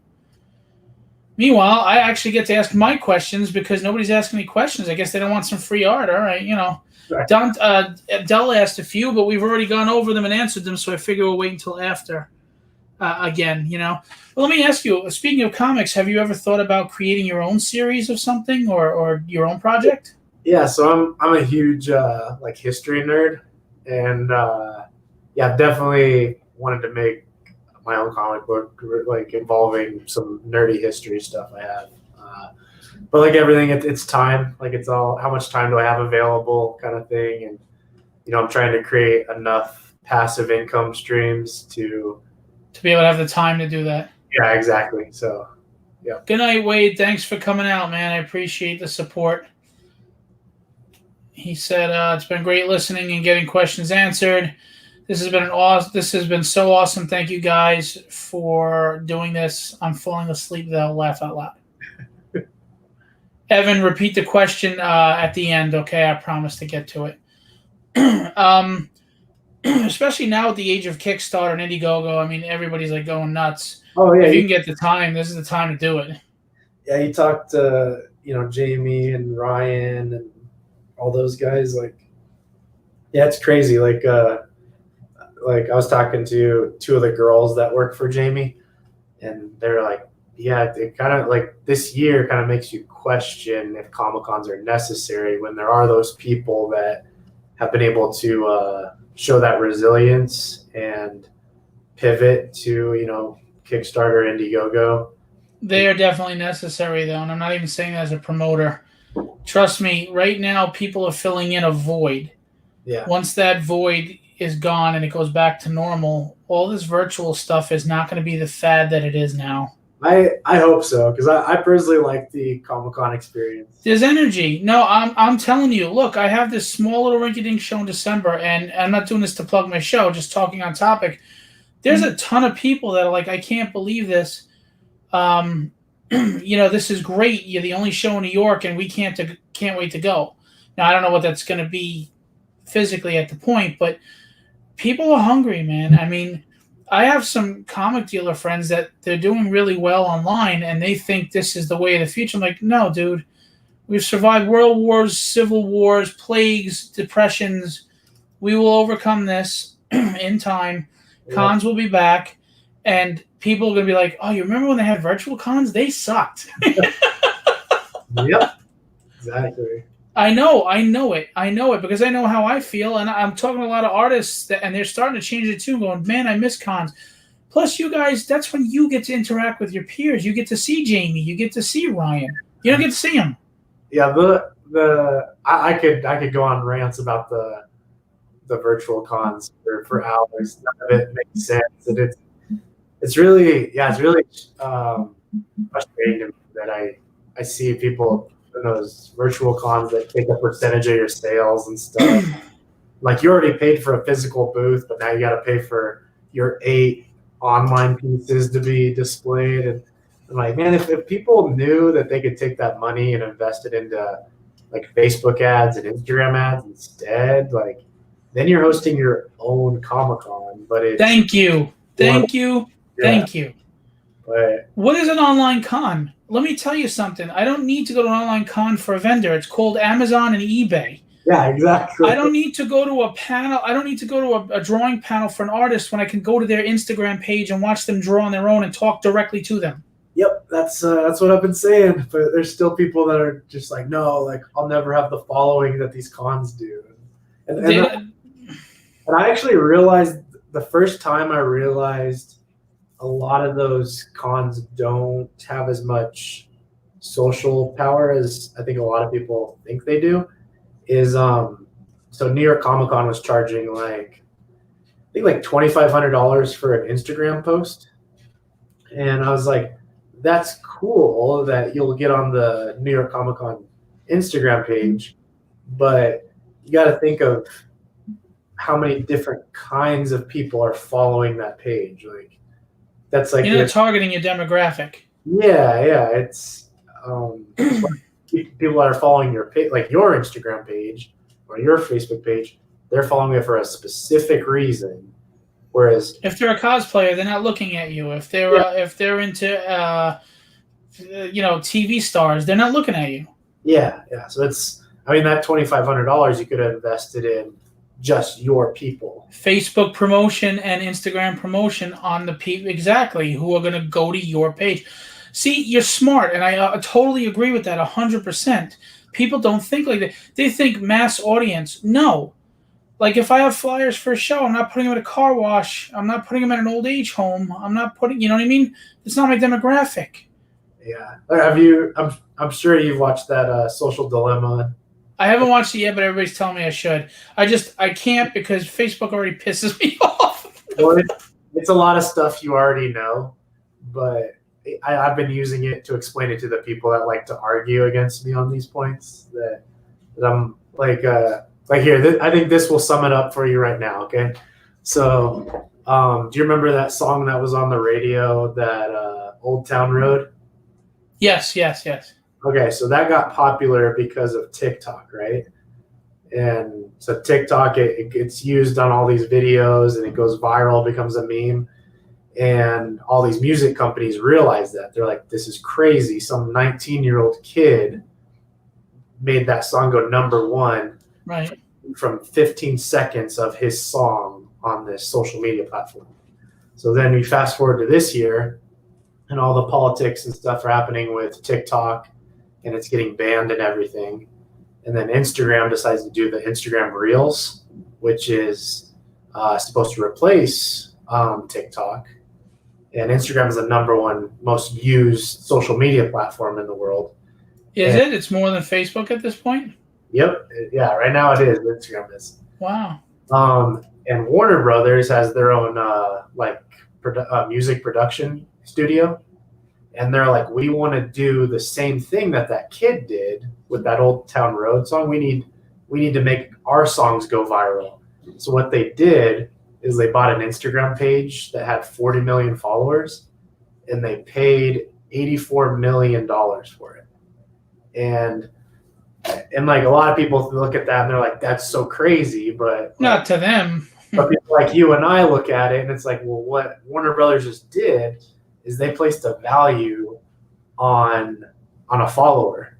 And if you do the math, it breaks down to around $7 to $8 per follower that they paid for. And But what's the percentage of followers that really interact and actually, you know what I mean? They actually have a high engagement. And Okay. so it's just a matter of Warner Brothers keeping that engagement now that they bought it. Right. But so their followers, it's about $7 to $8 per follower. And when I look at my Facebook ads and my Instagram ads, I'm paying like 11 cents a follower right now. And I don't think people realize this, that if you like Instagram and Facebook, their algorithm is so dialed in, and the way they make money is if you pay for ads or you boost. That's right. And they're gearing their algorithm to make you do that. Yeah, and it shows you like, hey, you got, 50 followers off of this one post, and it looks like each follower cost you 11 cents. And Warner Brothers just paid $8 per follower. So I'm like, people better wake up to this before Instagram and Facebook are like, okay, now there's, Warner Brothers is paid $84 million and Pepsi. You're going to have to pay $8 a person now. And then we're all going to have a value on all of our, the companies are going to start paying Phil and Dominic. Like, hey, Phil, like I'll pay you $8 to follow me. Like, yeah, I hope people wake up to this. And I bet it's a, 5 to 10 year timeline before those ad prices. I think it's going to be sooner. Oh, you think it's going to be sooner? I do. Okay. I do, but I agree with you though. Yeah, but if you wake up now and be proactive right now, you can make your own Comic-Con space where you could just post and then do an online sale or do a cool like live stream like this and engage with your followers. Like, so that's kind of my opinion. That's like an episode of Black Mirror. Yeah, exactly. I don't disagree with you. And you actually answered my question about where cons are going and stuff. I also think, and I've said this before, so everybody who's listening is probably like, again, but look, cons, the bubble was bursting. There were just so many every weekend, little ones, big ones, medium ones. And I'm part of it too, so I'm not saying it as a negative thing towards anybody. But attendance was dropping at shows. And there was con fatigue, and also you have to pick and choose what you're going to spend your money on when there's a show every weekend. So some shows are going to be the show that they decided that's not where I'm spending my money. And with art reps, artists, they're not easy to come by for shows. You got to shell out money for a lot of the big names, and if you don't get the big names, then how are you going to get people in your door at a con? So a lot of the small cons are suffering, and I think all that is going to be corrected now that we're on this hiatus. Well, I think what I was noticing is, so again, I'm very new into like just the comic book industry in general. But like, I'm a sponge. Like I ask everybody so many questions, and I was going to Comic Cons and I'm looking at the people that are selling and doing well and building crowds, and I'm asking like, what are you doing? How are you doing this? And I was noticing like people, like in regards to artists and vendors, had to be like more creative on how they were displaying and what artwork they were doing.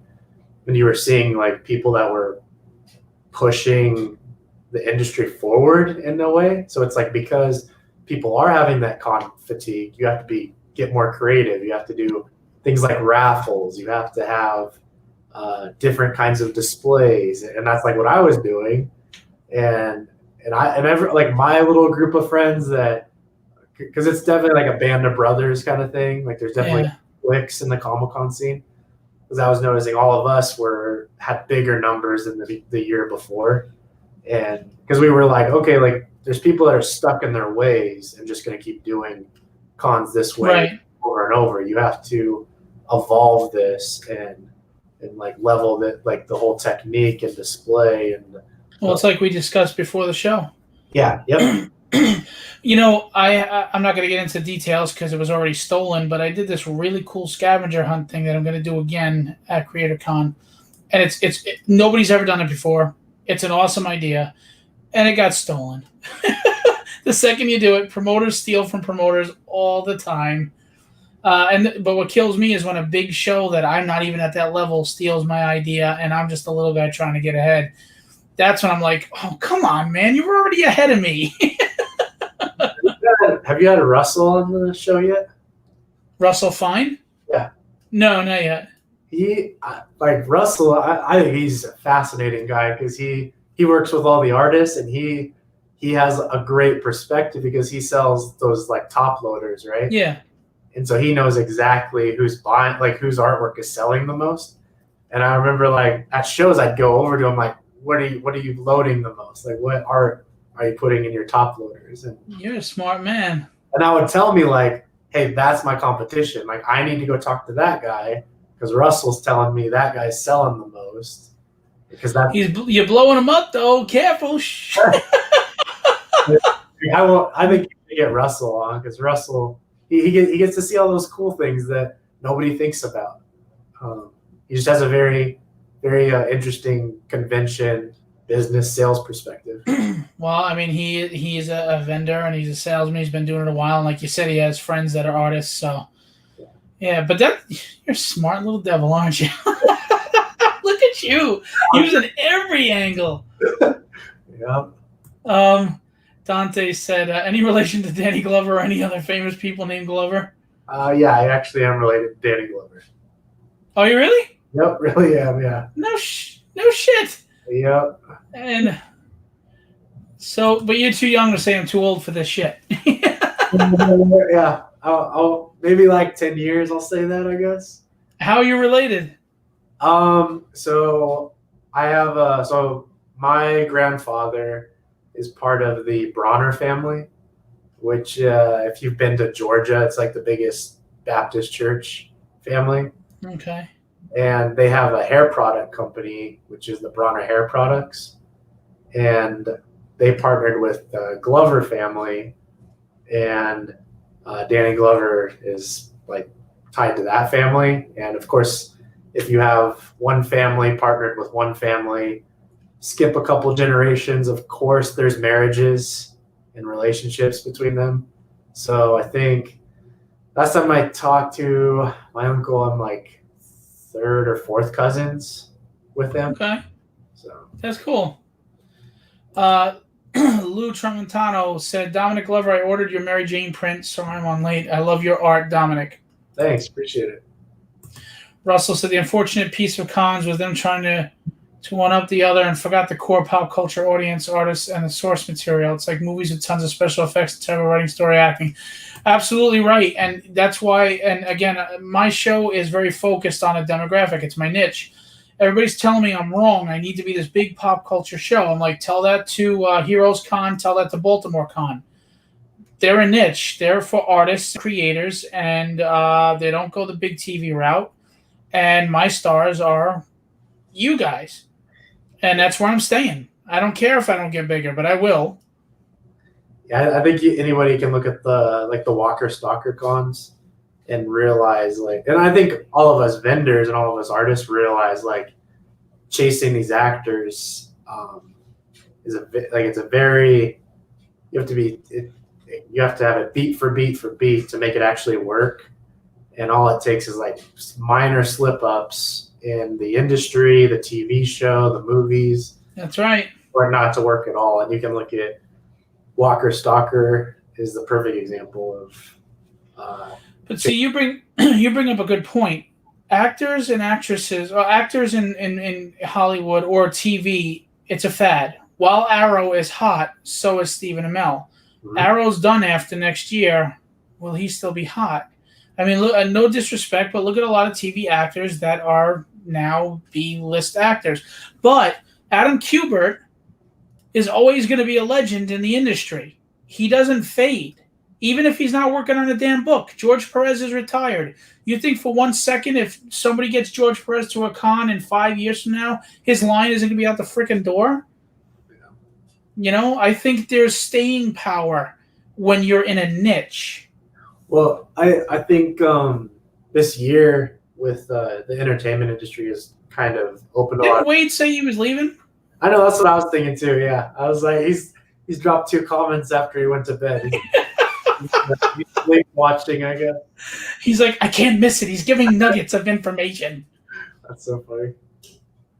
Sorry, so you were saying? I think this year has kind of woke a lot of people up to the entertainment industry. That, you know, like, because I've like, not to sound like conceited or anything, but like a lot of people have been watching like your show, like my live streams and stuff, like more than I was expecting. And me too. I didn't expect this audience. And a common comment I always get is like this is real. Like it doesn't have the filter of a studio over it. It's not edited. You're not reading from a script, and we live in this world of so much like fakeness and like has this glow filter over it, that now the things that are real have that value. And I think things like this, I think going to a physical Comic-Con, like that's where that value is going to come in, because it's a real life experience with a filter on it. I'm starting to realize how much you and I think alike. I don't know if that's scary for you, but but no, it is. It's true. I mean, it's absolutely true. I couldn't agree with you more. By the way, I'm just laughing at Wade. He said, why are we targeting him? Aren't those questions still counting? No, but you make a good point, and I really think you have a very sharp mind for all of this. I think you do. And as far as the non-edited, I had people tell me, Phil, you should clean up the show, be more professional, edit it. I go, and those shows are boring as shit. Yeah. They're boring. Look, I don't care if I flub on camera. You're going to laugh and you're going to come back. I had a cat come in my studio, and during a live show, the stupid little bastard shut off my camera and then my audio, and Keith Williams is like, hello, I guess I'm now the host. It's funny. Yeah. We are all real. We're all flawed and fallible, and I don't want to hide that. That's what makes people feel connected. Makes people feel like I can do this too. If Phil can stand up there and look like a dumbass for a few minutes but have a good time and a good show, so can I. I think that's good for the younger audience too, because then it feels more like attainable, like right. Because there's more energy. There's more energy. Yeah, and because I think before you look at like Wizard Magazine, we were talking about that earlier. Like if you picked up Wizard Magazine, it presented everyone like they were rock stars. Like there's no way I could ever be a comic book artist, because Wizard Magazine framed these guys like they're rock stars. But when you watch one of these live streams, it's like, oh, these are just 2 normal dudes. Right. I'm gonna be an artist now, or I'm gonna try and start my own business as well. Right. And I think that's good for like our country. I think it's good for the economy. Morale. It's good for morale. Yeah. So. Yeah. I agree. All right, what did Wade say now? Do you think people should advertise their posts frequently on social sites? Do you think they should do them in short bursts during a series they're working on? He's like, listen, I need them to pay $15, Wade. Stop making me answer everything for free. So the way all these platforms work is, you're feeding the algorithm. Like you wanna. The more so with Phil, like let's say Phil is the algorithm, and Phil's like, hey, what do you want for dinner? And I start, and like every single word counts to make sure that he gives me a dinner that I actually want. So I'm like, well, I want, Mexican food. And then Phil's like, all right, so Dominic wants Mexican food. I'm like, all right, I want it in a hard shell, not a soft shell. He's like, all right. And so the more information I feed Phil, the better my Mexican dinner is going to be, right? Like you're going to have the perfect Mexican dish for me based off of the things I'm describing. And I think all these social media, well, I do know that these social media algorithms work the same way. So with Instagram, every time you post, every time you like, you comment, you respond to a comment, you're feeding the algorithm and telling Instagram or Facebook, hey, this is the kind of page I am, and this is the kind of people that should be following me. And the attention I should get. Yeah, and then if you pay for posts or you pay for ads, you're moving your post, moving your ad to the front of the line. So like, let's say, it's Wade and it's Dante and it's Dominic and it's Russell, all telling Phil, like, hey, this is what we want for dinner. But Wade decides to give Phil $10 and say, hey, I'll give you $10 if you make my dinner first. That's how I look at Instagram, Facebook ads, is you're moving to the front of the line to tell Phil what you want for dinner.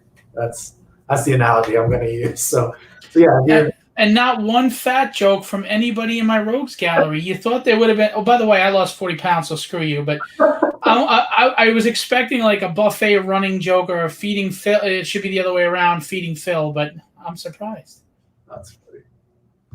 But no, that's a good analogy. And I actually lost some followers on Creatorcon because somebody hacked my account. And yeah, Adam Cupert's no longer following me. But anyway. Bastards. What are some other questions? Dell, what are your plans for next year? Do you have a schedule next year of cons you're attending? Being that cons don't even have a schedule of what's going on. There's enough cons going on that a lot of shows overlap now. And so, yeah, my fiance is going to have to go to shows for me now. I think I'm going to have to send my little brother to shows. No kidding. Yeah, they overlap now, and I already paid for them. So pay for me, I'll go for you. All right. Yeah, you would sell pretty well. I could see that. Oh, I'd sell. Are you kidding? Yeah. I covered Jason Metcalf's booth for him. I sold, we walked around for a little bit, and I sold some stuff for him. So Yeah. I can sell. I'm either going to sell or they're going to be quick to buy just to get away from me. But either way, they're going to spend money. All right. Lou said, I love that your show is real comic and art show. It's one of the only true collector shows left. Lou is a nice guy. He's a friend of mine, so he's beefing me up there. Wade, Mr. I'm going to bed. Are you going to be focusing your time on cons exclusively next year, or are you going to try and split your time with what you're doing now and cons, or is there not enough time to maintain both? Well, you have your con team, right? Yeah. I don't know. Like, I think I've become pretty comfortable with this whole like live streaming stuff too, and it's really funny. Like in the mentorship program, my routine is I'm packing orders, and so every morning I wake up, I go do a workout, and then I go to my garage and I start packing online orders, and no matter what, there's always someone in the mentorship group program that calls me. And so I'm answering their question like on the phone while I'm packing orders. And that's like helped build that skill set of multitasking. And I've been thinking about this. I'm like, I could totally, and I actually did this when I went to Florida, that I like was traveling and on the phone with someone in the mentorship program, like as I was boarding the plane, and I'm like walking them like through Instagram ads and like, hey, this is how you post this way, and these are the hashtags you use. I was like, I could keep doing this, like doing Comic-Cons, and I built like relationships with these people in the mentorship group program that I think like they understand what my schedule is and when I'm available, and they know like I'm highly invested in them, because my incentive with that is if I invest in these people, these are people that know me and I know them, and who knows what we could build together in the future. Like maybe like it's very ambitious, but who knows? It's not. It's what it should be. They hear me say this all the time. The word unity is in community. Yeah. You build things better as a community. A house isn't built anywhere near as good with one person. It is by 10 or 15 people. Yeah, but like you see Wade here. And Wade's been in the mentorship group program, and him and I know each other. We talk to each other every day, and who knows what? Like him and I could, easily start. Like, well, your hands were all over him apparently. Yeah. We could start an art studio together. We could do a comic book together. But the options are endless because we did the hardest part. We built like a relationship, a friendship together, and he knows the way my mind works, that he's like, okay, Dominic thinks this way, and I'm like, Wade thinks this way. Now we just need to put in the work together.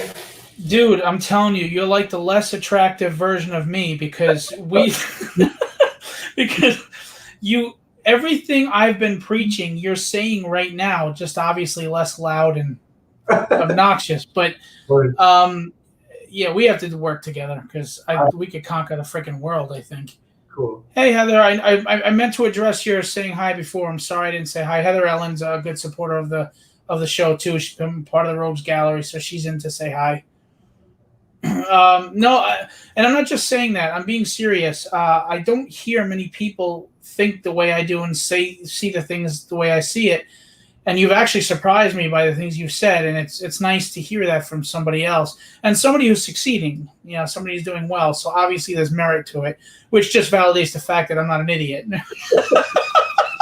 Yeah, it's so, which is a matter of opinion, but yeah, it's funny. Like there's all my like really close friends and like mentors of my own that I've said this stuff to, and it's hard to talk this ambitious and keep those healthy friendships, because like I'm always like a further together kind of guy, but sometimes I think since we're in a competitive, ego-driven industry, a lot of people think I'm like trying to take their job, or you're putting on some front and you're not sincere when you're trying to unite everybody. I get it all the time. They think I'm full of crap. I'm like the most honest guy you can meet.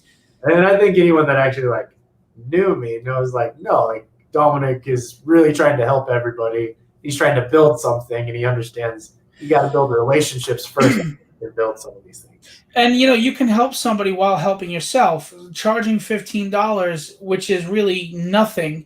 Mm-hmm. But the information, the knowledge and the information, the wealth of information you're giving for that $15 is well higher in value, but you still have to put food on your table. So you have to do a little something for yourself. That doesn't make it any less altruistic for you, but they'll look at like, oh, he's just a business guy. He's using me, blah, blah, blah. Hang on. Stop looking at it like that. That's why you don't succeed, because you're thinking about, why are you worried about what Dominic does? Just be glad to take the information you can get from Dominic so you can focus on getting where you want to be. Yeah, and I've run into that. Like I've definitely run into that wall a few times with some people that they're like, I'm giving you $15.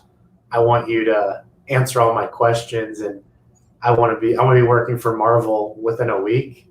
It's like, well, no mentorship program or like college, let alone works that way.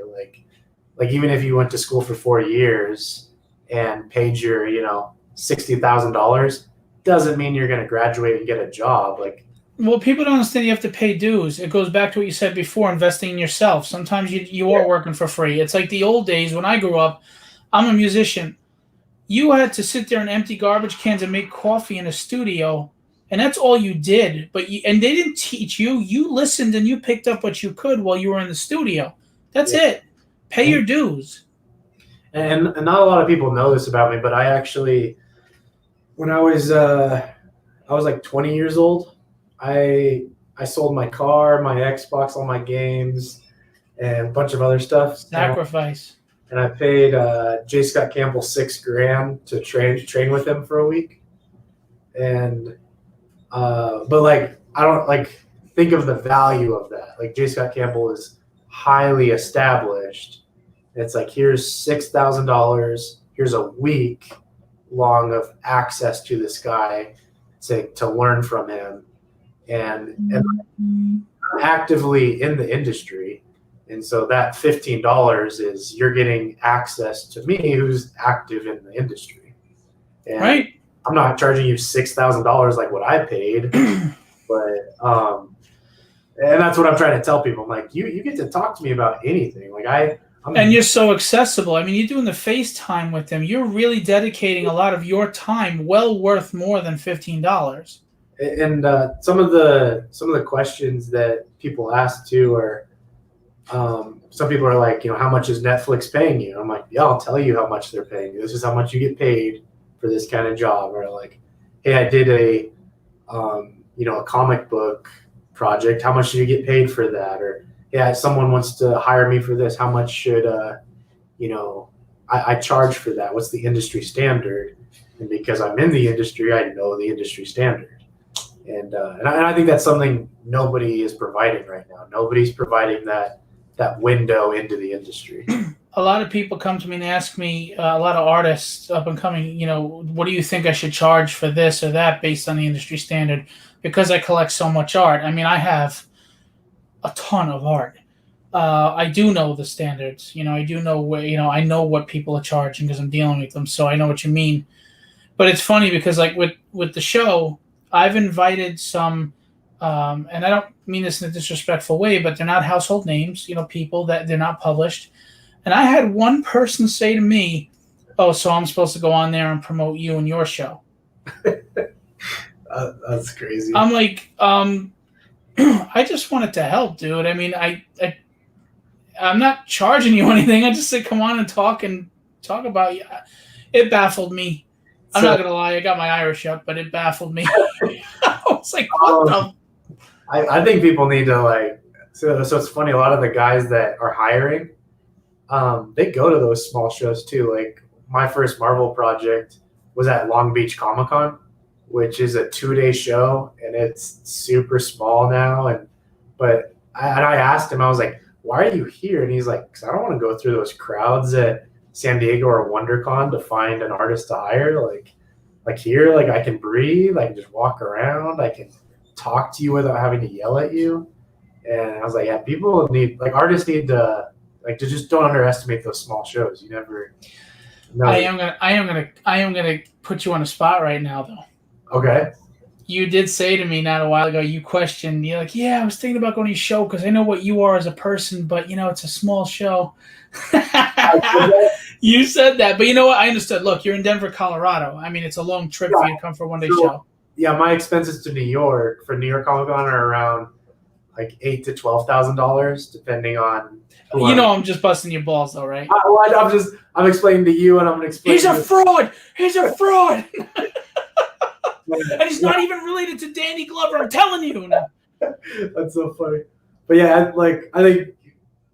So my statement within reason, you don't have to explain yourself. I'm just busting your balls. All right, cool. Listen, I think a very important thing is to know your station in life at the moment. Yeah. Understand that where you are now isn't necessarily where you'll be tomorrow, but you have to be realistic about where you are now.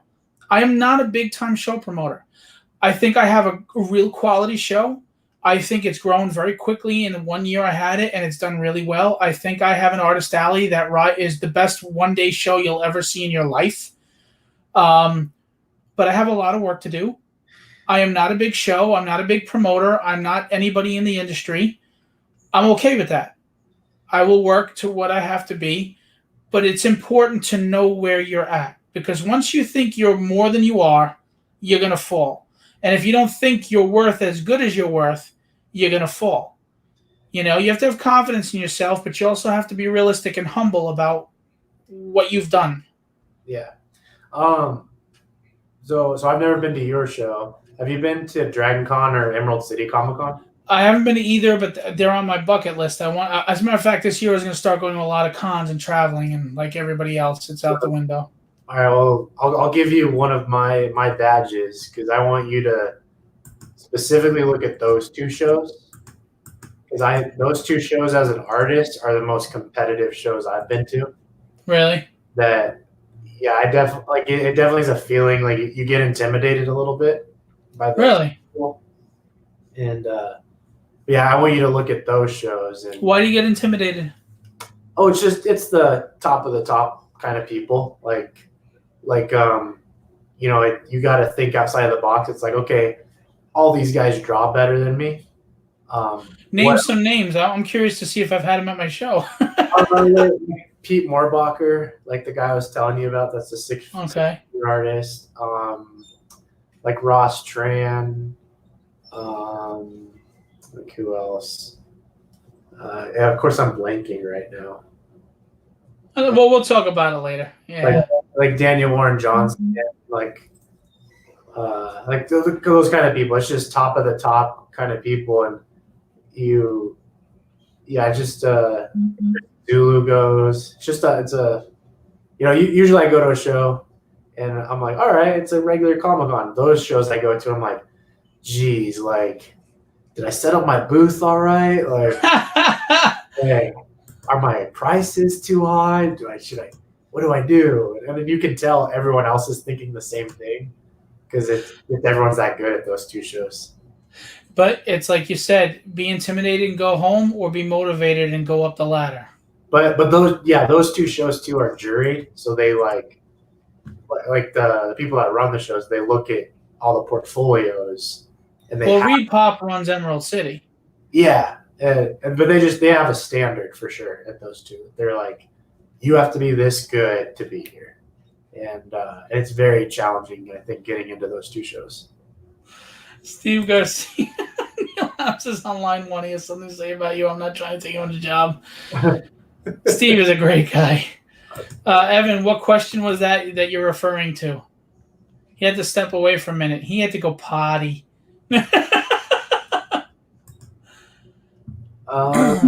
Oh, Wade, you're part of the Rogues Gallery, dude. We got to get. It's all right. You can get me back when you're on the show. That one with Dante is that I know people that have been in the comic book industry for 20 years and they can't even get in at Marvel currently. Yep. I kind of wonder because Marvel is very cheap. Like I don't even like doing projects for Marvel because it's most people are saying that the page rates are horrible, the deadlines are brutal. Yeah.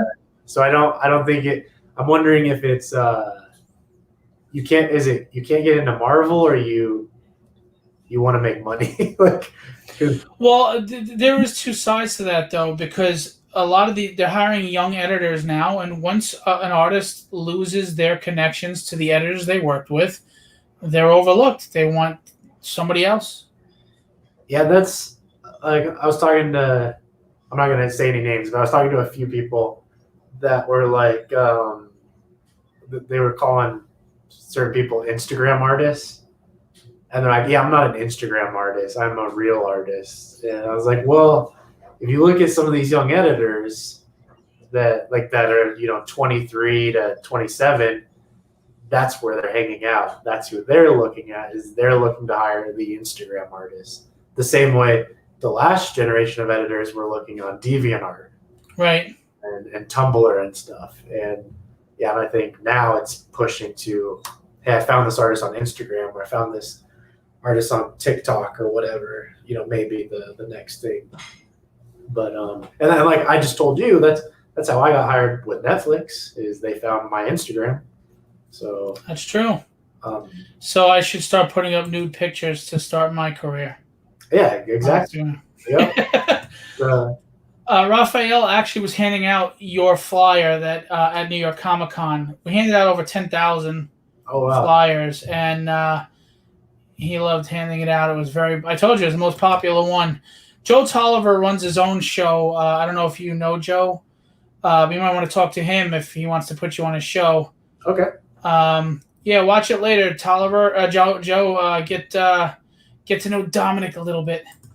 Joe Tolliver is a good guy. He's motivated like us, and he has a really good YouTube channel, and he's motivated, and he's a good guy. All right. Chris, as always, nice seeing your underwear. Is that a station in life? Yeah. If they're underoos, which you might be able to buy from Dominic someday if he goes away from t-shirts. So this was Evan's question. Your most popular pieces, did you know they were going to be people's favorites when you finished them, or was it a surprise to you? Maybe you thought others would blow up that didn't. Blow up meaning like really excited, and they were like, yeah, this is cool, thanks. Some of them like I can finish, and I'm just like that Venom that I showed you, like the 3 that I sent you. Like I feel pretty confident that those are going to do well. But that's also based off of every time I've drawn Spider-Man, all my Spider-Man stuff does well. And yeah, there's definitely ones where I make it and I'm like, this is so good, and then nobody buys it. And then there's some where I'm like, really? That one's selling that much? Like that one's not even that good. So Does that affect you in any way, in a negative way, or does it just make you say, okay, yeah, that's the way it is, and start focusing on what is going to sell? Yeah, it used to, but I don't look. I was talking to my friend Terry Huddleston, and he's telling me like, don't think of your art like art. Think of your art as products, and especially if you're doing Comic Cons, and that's so true that it's an art piece is not an art piece; it's a product, and some products complement other products, right? So if I want to sell you a toothbrush holder for your bathroom, I need to first sell you a toothbrush, right? And like same thing with like art pieces. If I want to sell you a Venom piece, I better have a Spider-Man and Carnage to go with it. And I think once you get over that hump of, hey, this one art piece will pay all my bills, you guys start thinking like, hey, how do I make this product complement other products? And that's a really hard thing for, I think, artists to humble themselves and wrap their head around. Absolutely. But again, that's your business mindset. Russell asks, Dom, if you could. By the way, we've been on 2 hours and a half almost, and all of you have been here faithfully for that 2.5 hours. God love you. You guys are awesome. I'm being serious. Are they not awesome? Oh, yeah, for sure. I mean, they're staying the whole time. That is freaking. I love these guys. I have such a great support system. I am grateful they make the show. I really do appreciate it. I don't know how many shows Russell has caught, but I mean, he's staying here the whole time for you. So I hope you get Russell on like. I'll help him promote his business. You want to come on, Russell? Let's talk. Russell's a super interesting guy to talk to. He has a lot of stories, a lot of business perspective that I think would help artists. Yeah, I mean, I know Russell. I don't know Russell real well, but I know Russell. We've talked. I'll have you on anytime, man. So, Dom, if you could pick one international show, what would it be, and would you change your setup for that dream show? It would be Singapore. I think Singapore has the best artists right now. Dude, you know Brazil has some crazy talented artists.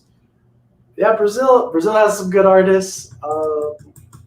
I think it would be dangerous going down there, though. Yeah, that's true. So look at Wade. I'm waiting for those free giveaways. I'm just going to remind everybody, if you want to show them again, by the way, Dominic. Not one person isn't winning all three. Dominic is sharing the wealth. There's going to be 3 winners. A first prize person, the first place person gets to pick from the 3 what they want. The second place person will pick from the remaining 2, and the third place is going to get the one that's left over. Yep. Dominic will pick the first place. I will pick the second place, and we will both pick the third, and I will announce tomorrow on a video the winners. I don't know if you'll join me for that, but we can talk about that later. So we've got this Venom and Spider-Man, and you had shown the Carnage, and those are the 3, and they're just awesome. But you know what? If you don't win them, you could buy them as a trio and get the whole complement. And, the 3 together, obviously, like he said, they complement nicely. They go well. So, go to his website, which is right below us. That's his Instagram. That's his Facebook. That's his website, www.dominicglover.com. But it's Dominic, INIC. Okay, that's how you spell it. Okay, we're loyal and there isn't even cocaine. We're loyal and there isn't even cocaine or failing nipple pasties offered. I told you, man, these guys are great. That's funny. John is just pouring out some love and compliments, and I appreciate that. I try not to highlight those because it just seems narcissistic on my part, but it's very well appreciated, and I am thankful and grateful for that, and I'm glad that you feel that way. Wade said he'll be grabbing the 2 symbiotes regardless. So Wade thinks he's winning Spider-Man or symbiotes. So something else too with that mentorship program is I send them a signed art print every other month, and then and I send them a car vinyl sticker every month. Oh, nice. So just because it's like back to what we were talking about. It's all about creating that value, and how do you keep that value and that retention with people that support you? I agree, but when you get to my age, the only retention you have is urine.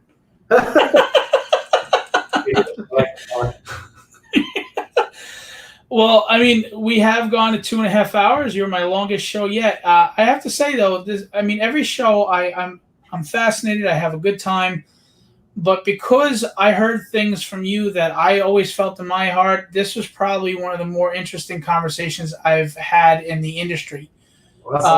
And coming from such a young guy, I'm staying on your good side because you're going to be like McFarlane level before you know it. Kiss his ass now, people. You're the best. You're great. He's so handsome. Put your hands on me too. Oh man, that's funny. That's why Phil subscribes to the Depends of the Month Club. But only if the Depends have nice art prints on them. They're like Depends Underoos a combination. Oh, totally. Steve Garcia said, Dominic, you're a great dude and awesome artist. Look forward to meeting you on the con circuit. Yeah. Well, Steve, when Creatorcon comes back around, you both will probably be at my show. Hopefully Dominic will be there. Yeah. Wade said puckering up. So you guys will meet. And that's the other thing I do at my show is if I have somebody there that you really like, that you admire, I don't care who you are, I'll sit you next to them if you want, I can't get into the names that are telling me they'll be at my next show because until it's confirmed, I don't want to do that. But I don't know if you've been paying attention to the artist alleys I have at my show, but this one's going to be insane. I mean, I've had Scott Williams, Alex Sinclair, Mark Bagley, Adam Kubert, Jim Steranko, tons of people. And it's not even anything compared to what's going to be coming for CreatorCon. So and it's going to be a 2-day. To answer Lewis's question, yeah, of course he can donate it. He was asking if he could. Yeah, he asked it 3 times. I was going to get to it after we were done, but Lewis is very persistent. He's like, I will not be ignored. So he solicits for that charity often because he does try to be involved in charities. Wonder Woman. All right, cool. Yeah, of course. All right, guys. Whatever questions you have, throw them out now. This is the Q&A portion. If you didn't get an answer or you're thinking of something now, do it. This is your last chance because Dominic and I will review the questions between today and tomorrow. We're only taking questions that are during the show. So is there a print you can donate to the Wonder Woman Day charity auction? Did he just put that up again? Really?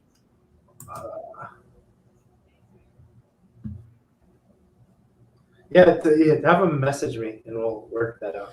Yeah, he should be messaging you, not here. He said, thanks, Dominic. Guys, any questions? So just to reiterate, Dominic, that's his IG. His Instagram is the Dominic Glover. Facebook is Dominic Glover. And you have www.dominicglover.com. You can also reach out to Dominic about his mentorship program, which, again, Dominic, plug that for me.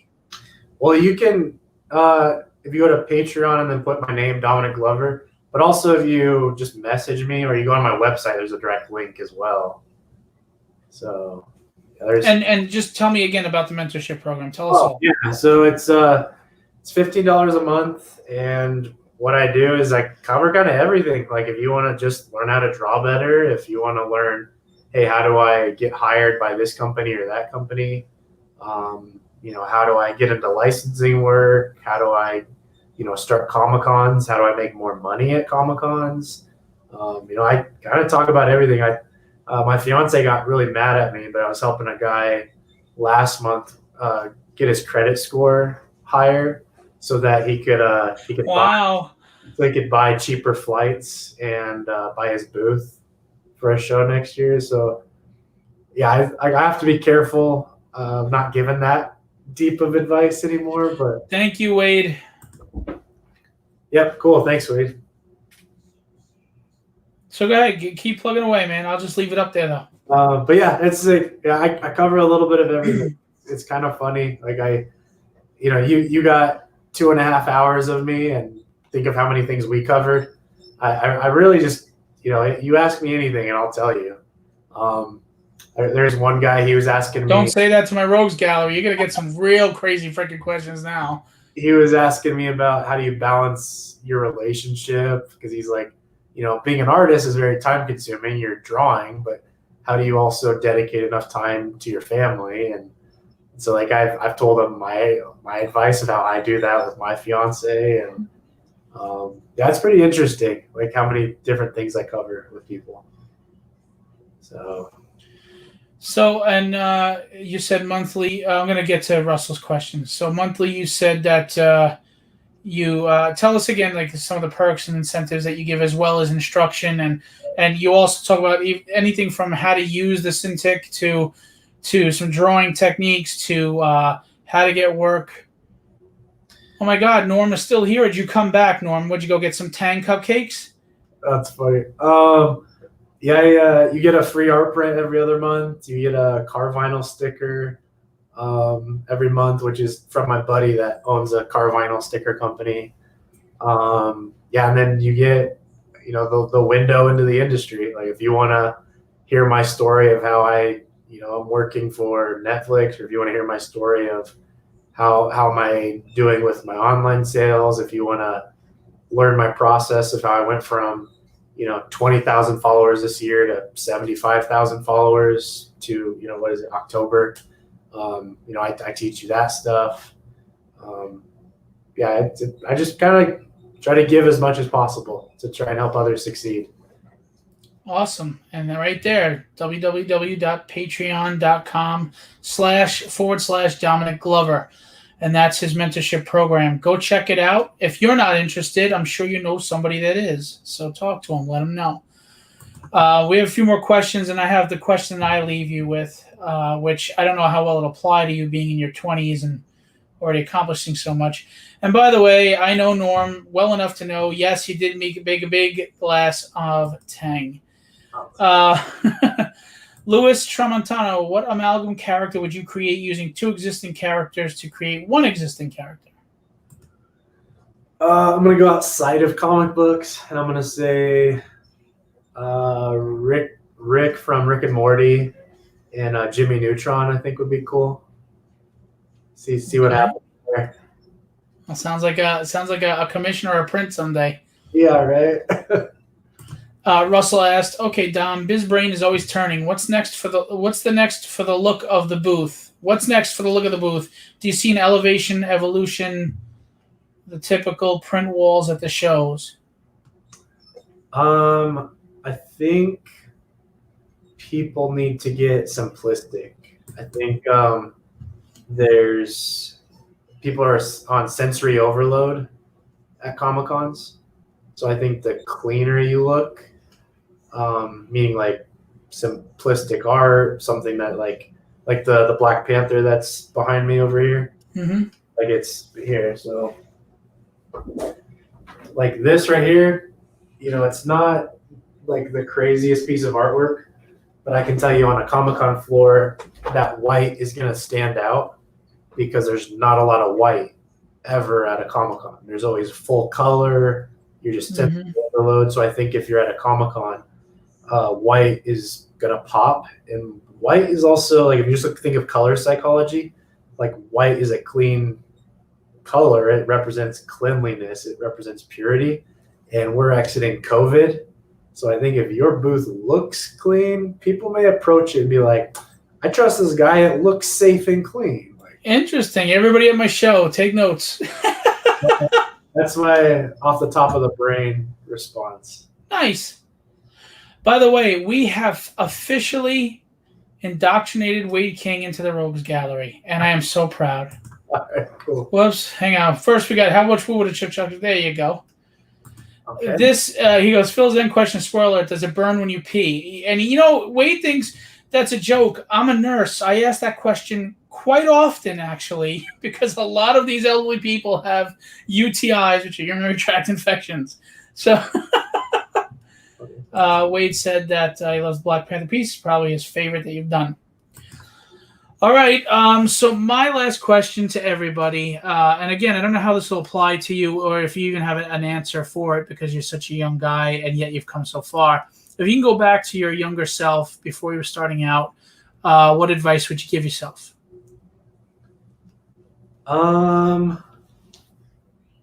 Probably like take more risks.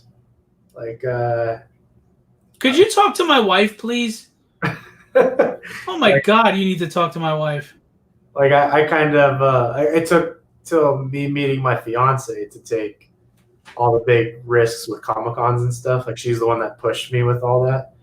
But I look back at it and I'm like, I probably could have started doing Comic Cons when I was 17 or 18. I didn't need to wait till I was 25.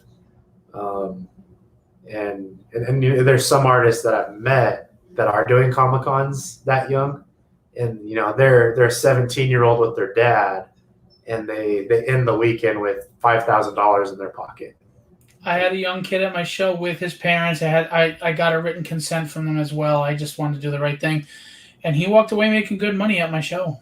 Yeah, and I was like, can you imagine being 17, walking away with like $3-5 grand, and like Dante said, yeah, you could be 17, take that $3 or $5 grand, and then invest in Apple stock at 17, because $3,000 or $5,000 can go pretty far with Apple stock right now. So I agree. Yeah. So I wish I took more risks. Like it would have been cool just be like, hey, I'll drive to whatever local show and spend $250 to sell my garbage artwork, but at least this will give me the selling experience that I need. It's selling experience. It makes you draw more, which only improves your drawing. It teaches you the business side of things. It gives you capital that you can turn around and invest back into your business. Yeah, exactly. I don't understand people afraid to take risks. We fall on our face. That's part of life. Mm-hmm. It's kind of as corny as it sounds. Remember Batman Begins? Why do we fall? Yep. To learn to pick ourselves up. I'm all for risks. Look, this Creatorcon show, I don't know shit about tech. In 3 days, I had it up and going. 3 days from its conception in my mind, I had it up and going with Scott Hanna. This show I'm putting on December, I was sitting there on a phone speaking to Enrique Lopez, and he was like the 5th person to tell me that they didn't have any prints. And in 2 days, I had a venue, and the show was already on. That's just how I do it. And my wife's like, you scare the crap out of me. Stop doing that. I'm like, it's going to pay off. Don't worry. It'll pay off. I'm helping people. I'm doing a good thing. It'll work out. I think this year, like, I don't know if people should take this advice, but I think this year is one of the best years to take those risks because nobody else is. Yep. And if you can prove that you can do some of these things during a time like this, imagine what you can do when things get better. Like, you're right. Like I'm looking at this year and I'm like, I can't believe this. Like I started this year off with thinking like, hey, Comic Cons are awesome. I can do this forever. This is my main income. And then it went away just like that. But I've really pivoted to like 6 different revenue streams. And now I'm like, wow, imagine these 6 revenue streams on top of Comic Cons. Like, yep. Then think what I could do. And so it's I think if anyone's watching this and they're doing good right now, and you're taking risks and you're succeeding and you're learning from your failures, you're so ahead of the curve with people. Like there's so many people that are like frozen in fear and they can't do anything, which is unfortunate. But if you're able to overcome that and learn from all these things, it's just going to make you stronger in the future, which sounds really cliche, but it's true. So life is like a 12-round fight, and if you think you're going to be able to play it safe and not get hit once in 12 rounds, you have no chance. Yeah, exactly. You got to know that you're going to take some hits, and you got to take those hits, and that's fine, and then learn how to swing back harder. Yeah. It's the truth. Dude, I love your motivation. I love the way you think. I love the way you talk. You're like a kindred spirit with that. My wife gets scared. I'm fearless. I don't give a crap. I'm just going to go do it. And I'm going to do it the best I can with not 100%, 150%. And my she calls it POCD, Phil's OCD, because I'm so intense. Yeah. She's like, how does this not stress you? I'm like, I love this crap. Are you kidding me? Let's do it and do it right. Yeah. So, you want to pick questions or? Any more questions? And because we're gonna let Dominic go, we've had him for 2 hours and 40 minutes. It's by far our longest show, but I have to say I've really, really enjoyed this. I hope it wasn't torturous for you. Yeah, this was fun. I think my top pick is the one that got me talking about nipple pasties and cokehead. Whoever asked that question, that's my top one. By the way, this is streamed on YouTube also. It's on three. It's on my personal Facebook, the Creatorcon Facebook, and Creatorcon's YouTube. So cool. All right, look, Dominic, if you wouldn't mind, I know you've been on long. Would you mind hanging out for a few minutes in backstage? Yeah. All right. Thank you. All right, go ahead, Lou. Nothing like waiting until we're actually leaving. Thank you for coming out, Heather. What's the question? Type. Just stressing them out. It's going to be all typos. We're not going to understand it. Yes, Heather, you missed nipple pasties, so you'll have to go back and watch the first 3 hours of the show. Come on, Lou. Dominic is tired. Yeah, please. Russell said thank you. Please have Russell on here. I want to listen to Russell and you talk. I think that will be really good. Is it okay that in strengthening my muscle memory and drawing by doing recreation sketches to draw characters more easily? Yeah, sure. I don't see why not. Any form of drawing is going to strengthen your muscles with drawing. So, hey, Dean's on. Dean Morris, Dom rules. Do you know Dean? I do not. I mean, I see his posts and I interact online, but I don't really know him. So me personally, the people I would watch, you do a live stream with is Dean and Russell. Those are my kind of people. Listen, I mean, I'm booked till March, almost March at this point, but everybody is welcome on the show. This show is not bigger than anybody. The people are bigger than the show. So anybody who wants on, whether it's a comic vendor or comic supplies vendor or artist or writer or inker, which is an artist too, but colorist, I don't, whatever. Just DM me. You're welcome on. Dominic, I really enjoyed this. Thanks for coming out, man. You and I had talked about some things that I'm not going to talk about now that I would like to talk further. So. Yep, sounds good to me. Totally. Yeah. All right, I'm just going to be a minute saying see ya, and if you could hang out backstage just for a minute, I appreciate it. Sounds good. Thanks for coming out, man. I appreciate it. Yeah, I had a lot of fun. Cool. All right. So just remember, Dominic has his mentorship program on Patreon, and this is, I'm looking it up. Dante gave it to me. Where the hell is it? So many questions in here.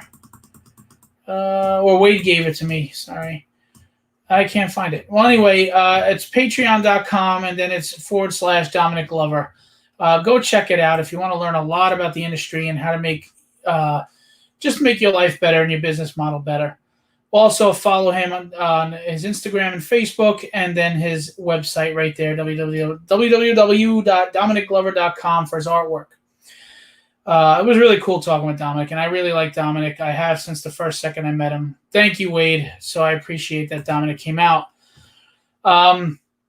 There's a lot of big things going on, and I'm not trying to hit people over the head, but first of all, Creatorcon Q&A's guest on Tuesday, for me, is off the chart. He's one of my favorites. I've never met him, but I have spoken with his wife. She's a lovely woman.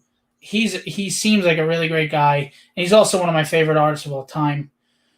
Ian Churchill will be here on Tuesday, and I love Ian Churchill's work. Now, Ian is in Britain, so we have to do an earlier show, 8 p.m., because he's 6 hours later.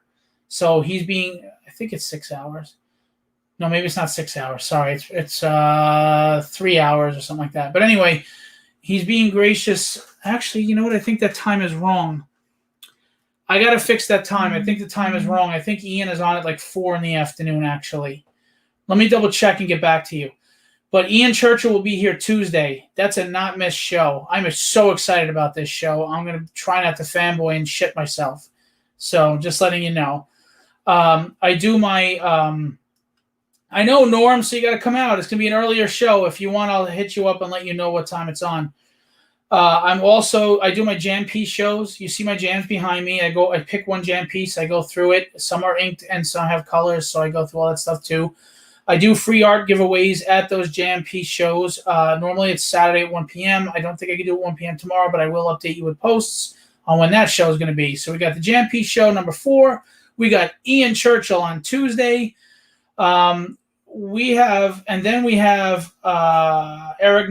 Nieltowski on Friday. And then I'm going to have a big announcement later on in the week as well. Other things going on with Creatorcon and myself. It's 5 hours ahead of us. Yes, so I think that 8 o'clock time is wrong. Thank you, Dante. I think they're 3 o'clock in the afternoon or 4 o'clock. So I'm going to confirm that. I think that time is wrong. I sincerely thank everybody that has been coming out regularly. I thank everybody that comes out to watch, but all of you that come out regularly, you sit here and you watch, you support. The show is nothing without you, so thank you. And just to finish up and expound upon what Dominic and I discussed, you have 2 choices, get busy living or get busy dying, just like that movie says. And you can either let something tear you down or you can make it motivate you to be something greater and live it up. So I'm going to leave you with what I always leave you. Be legendary and have fun storming the castle.